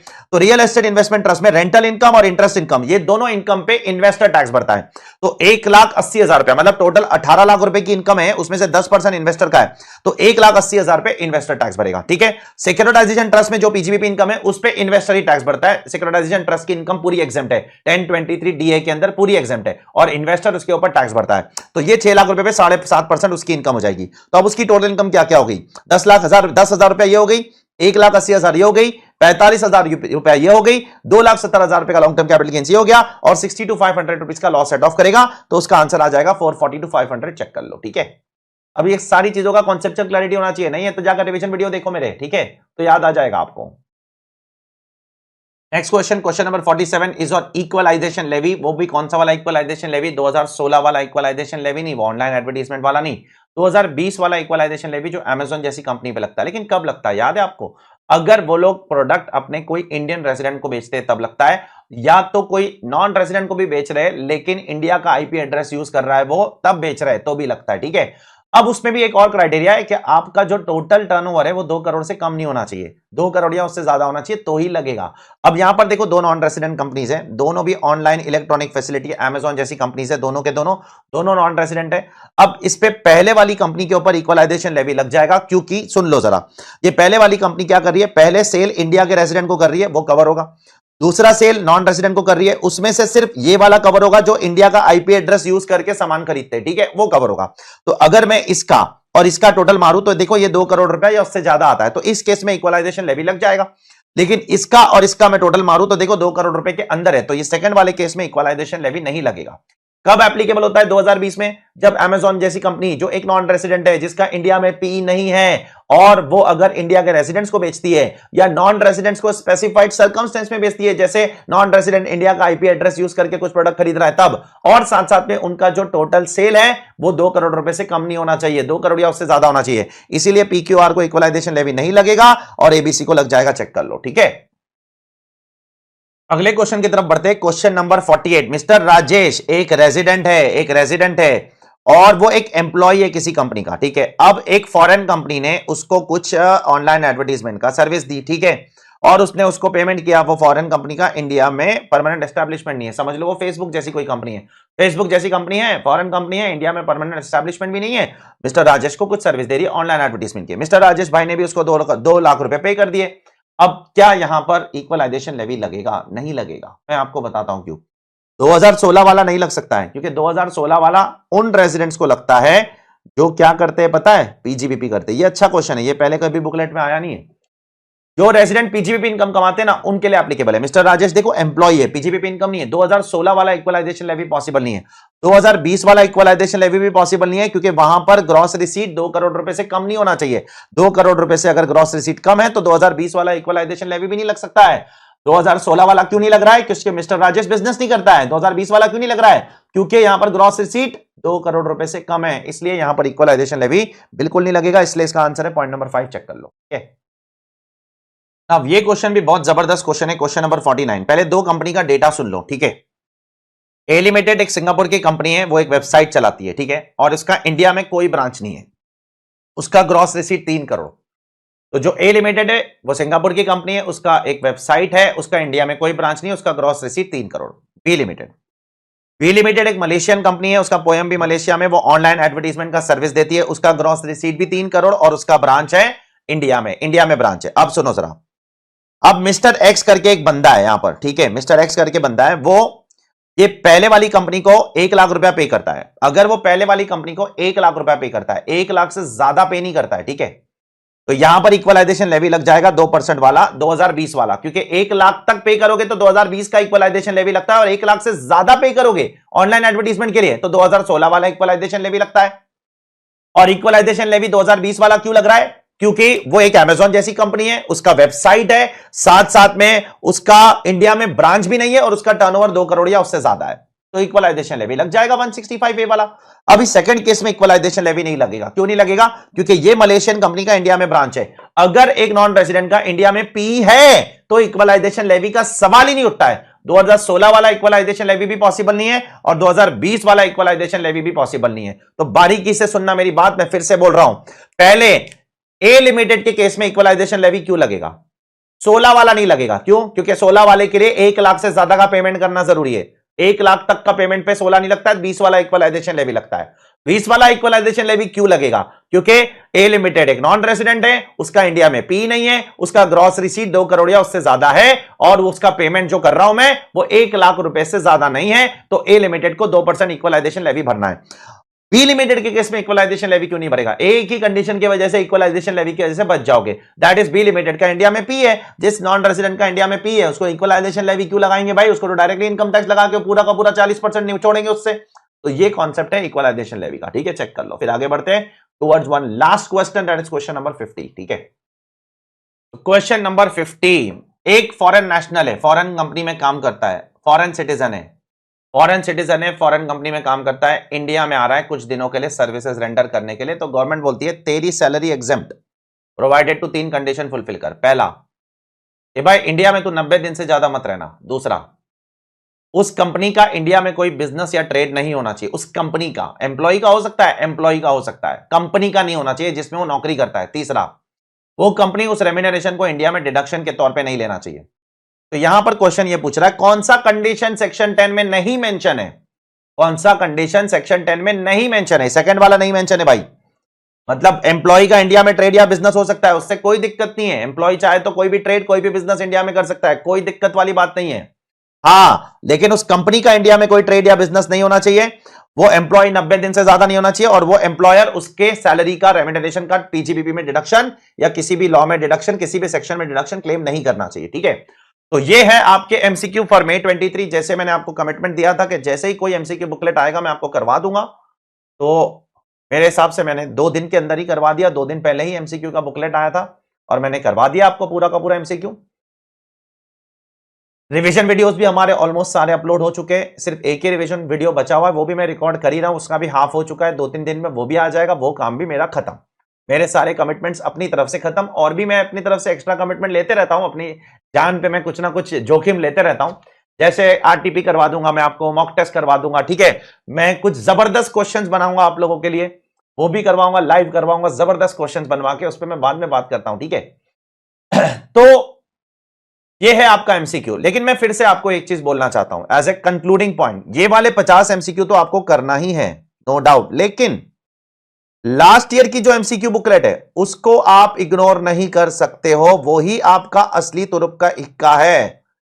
ये तो इंस्टीट्यूट ने टाइम पास के लिए डाला, एक फॉर्मेलिटी है, उनको करना था इसलिए कर लिया। ठीक है, लोग करते हैं ना फॉर्मेलिटी, कि कुछ क्वेश्चंस कराना है तो करा दो, कुछ क्वेश्चंस देना है तो दे दो, वैसे ही यहां पर इंस्टीट्यूट ने फॉर्मेलिटी दिया है, तो ये वो फॉर्मेलिटी है बस, और कुछ नहीं है। ठीक है, अच्छे क्वेश्चंस हैं इसमें भी, मैं नहीं कह रहा हूं कि अच्छे नहीं है, अब मुझे इजी लग रहे, हो सकता है आपको डिफिकल्ट लगे, ऐसा नहीं हो सकता कि मुझे इजी लग रहे तो आपको भी इजी लगना चाहिए, हो सकता है ये 50 एमसीक्यूज भी आपको डिफिकल्ट लगे, हो सकता है, लेकिन ये वाले एमसीक्यूज आपको खुद से करना है। उसके बाद इसका वीडियो है हमारे यूट्यूब चैनल पे, वीडियो आपको देखना है, वीडियो देखना है, आपको रीजनिंग आती है तो भी देखना है, क्योंकि ऐसे तरीके से मैंने रीजनिंग दिया हो ना वहां पर, आपका इजीली 60 to 70% पोर्शन ना इस वीडियो के थ्रू रिवाइज हो जाएगा।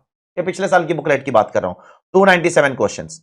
सर तो अमेंडमेंट्स इतने कुछ इफेक्ट नहीं आएगा उसके अंदर, आप करो तो सही, आप करना शुरू तो करो, कुछ अमेंडमेंट्स आता है तो आप मुझे पूछ लो, ठीक है, आप मुझे मैसेज कर देना, मुझे बता देना कि सर इसका आंसर नहीं आ रहा है हमको, तो मैंने तो रीजनिंग दिया है, लेकिन अगर आपको लगता है उसमें अमेंडमेंट है आप मुझे पूछ लो, मैं भी कोशिश कर रहा हूं कि वो 297 के 297 क्वेश्चंस में कोई अमेंडमेंट है तो उसका आपको इफेक्ट बता दूं, बट मुझे ऐसा कुछ खास दिख नहीं रहा है, इसलिए मैं उस पर कुछ टाइम वेस्ट करने की कोशिश नहीं कर रहा हूं। ठीक है, तो that's it from my side बेटा, जो भी मेरे तरफ से होता रहेगा मैं आगे भी करता रहूंगा। आप लोग पढ़ाई करते रहो अच्छे से, मैं उम्मीद करता हूं आप लोगों को बहुत मजा आया ये वीडियो देखने पर, और अपने ज्यादा से ज्यादा दोस्तों में इसको फैलाइए, क्योंकि मुझे नहीं लगता है किसी और ने अब तक ये वीडियो डाला है, और अगर डाला भी है तो बहुत अच्छी बात है, सब टीचर मिलकर आप लोगों की मदद करने की कोशिश कर रहे हैं, और अगर नहीं डाला है तो आप लोग इसको फैलाने की कोशिश कीजिए, ज्यादा से ज्यादा स्टूडेंट्स लोग तक इसको पहुंचाइए। ठीक है, तो take care all of you, ज्यादा समय नहीं लूंगा, फुकट का ज्ञान नहीं दूंगा, फुकट का मोटिवेशन नहीं करूंगा, सब काम मुझे नहीं आता है, I am really sorry for that. अच्छी बात है मोटिवेट करना किसी को, लेकिन मुझे शायद उतने अच्छे से वो सब काम नहीं आता है, मुझे एक ही काम आता है, वो है आप लोगों की सेवा करना, आप लोगों को पढ़ाना। ठीक है, take care all of you, ध्यान रखो, बाय।